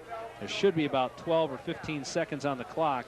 Don't be surprised if Chardon lets it run down and takes a timeout with a second to go on the huddle clock to use up as much time as possible. Or even lets it run. The penalty isn't going to push him back that much. They might just eat every possible second they can. Take the delay of game penalty. And I tell you what they may do. They may get the snap back to the punter, and he may take off for the end zone and run around for 10 seconds. Grab a safety. And grab a safety. You got nothing to lose as long as you don't cough it up. There's 12 seconds to go. That's very possible. That's a possibility. And that's not the dumbest thing I've ever said. Because you've got 12 seconds. You're 15 yards behind everybody for starters. You got a good lead on them. Yep. You can go run around in the end zone and then squirt out the back. Win at 17-16. Point spread don't matter. You want to make sure you are in the end zone, though. Right. Because you don't want to get tagged. Well, of course, they don't have the timeout. Right. I don't know if it would be possible. Definitely not out of bounds. So let's see what's going to happen here. Fourth down. Punting situation. Walsh is stacked at the line. They get their one man deep, but everybody else is coming. Marcus Smith, he will punt the football. He shanked it. Shanked it out of bounds, and Walsh will have one breath of life, and I don't like it. That's one chance too many. 7 seconds to go. They will spot the football at the 44-yard line of Chardon. Yeah. They've got time for one play, and they're going to start the clock any second now.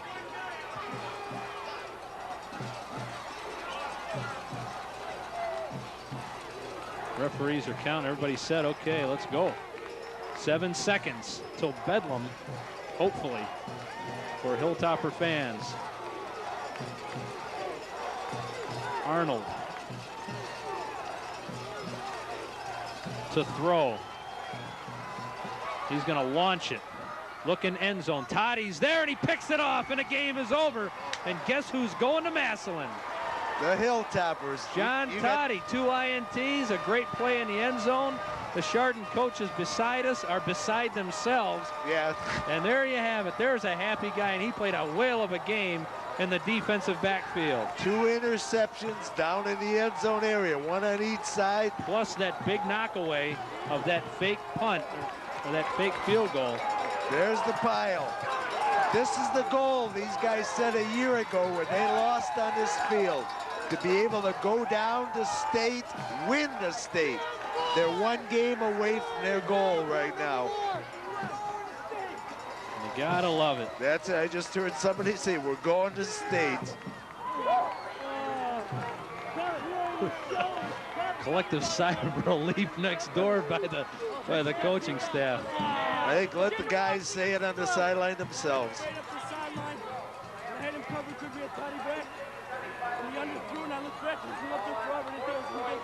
there are the Warriors. Warriors, After this incredible ball game. season. Absolutely incredible. 17-14 is your final score. A couple of class acts out on the field right now exchanging pleasantries after what was just a remarkable football game. It's exactly what you expect out of a state semifinal. Nobody here was disappointed in the action that they saw. No, The sportsmanship that they saw as well. But one team's got to come out of this a loser. That's the way it's set up. Thankfully for the Chardon Hilltopper fans, their ball club gets one more week, and congratulations to that guy. There's a happy Bob Doyle. thumbs up for Bob Doyle. Guy who lives and breathes football. Congratulations. How was it? It's great. Great. We finally got there. Well, yeah, personal record, we've never lost to a Catholic school. We've never won on AstroTurf. One of them had to give. I'm glad it was the other one. Can you explain how it feels, Bob, just to be able to make your first trip down there? It's great. It's better than Disneyland, I can tell you that. If I have to taste it last year being here at this point, it's got to be sweet for you to get on the top. I'll tell you what, it's really great for these kids, because I don't know if you guys remember, they were 0-10 as sophomores. They're going to the state final.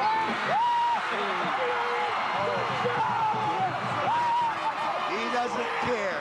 He doesn't care. It's a good way to have a heart attack, too. Yeah, freezing cold, but I'll tell you, that man is very warm. Congratulations, Bob Doyle. Congratulations, Hilltoppers. That was great. You deserve it, guys.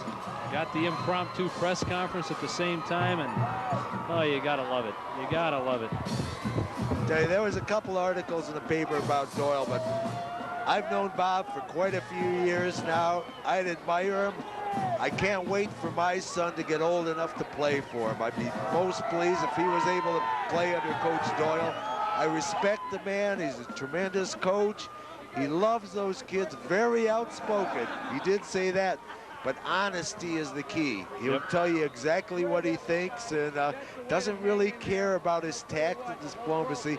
But the one key point, at least right tonight, one tremendous football coach. Yep, one tremendous.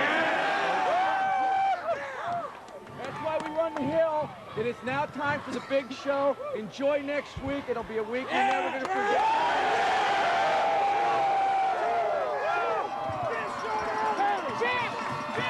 You heard Bob Doyle telling the guys that that's why we run the hill. And now it's all that preparation, all those two-a-days, all that conditioning that goes on in August when you're still playing, and it's going into the last week to the last week of November to the first week of December. You'll run that hill every summer. Congratulations. All right. Tonight's game brought to you by Junction Auto Sales, also by the Chardon Courier. Chuck Old Chevrolet helping us out, as well as Newman, Leary, and Bryce. Thank those good folks for bringing you this exciting playoff action as we've had for 3 weeks. We're going to try like heck to see you next week. The final score is Chardon 17, Walsh 14. The executive producer of Cablevision Sports is Kerry W. Polachek. This ball game directed and produced by Super Joe Wargo. Nice to see Joe again. Dave Jevnikar, he's the guy that's really put this whole thing together. We thank him very much. The camera crew, Mark Wilson, Greg Ross, Dave Craig, Mark Burr, and Burley Burr. And what a nice night to have a name Burr, huh? Very appropriate. Scott Polachek is here. Mike Emch helping us out with the replays. Thank you, fellas. Britt Starr, Britt Taylor on the graphics. Just a happy bunch of folks. The guys with the easy jobs. Once again, getting to watch another great football game tonight. And of course, special thanks to Ed Babcock, Chuck Old, Dave Craig, and my man, Red Jevnikar. Tonight's game was brought to you by Junction Auto Sales, the Chardon Courier, Chuck Old Chevrolet, Newman, Leary, and Bryce. We thank those folks. And this is Craig Dees. Oh, there's Greg Ross down there. Hey, great shot getting in there with the coach at the end of the game, letting us hear that. We stopped the music for Greg Ross. He must be important. I'm Craig Dees, speaking for John Walsh. We'll talk again. Until we meet again, go Chardon Hilltoppers, win that state championship. Good night, everybody.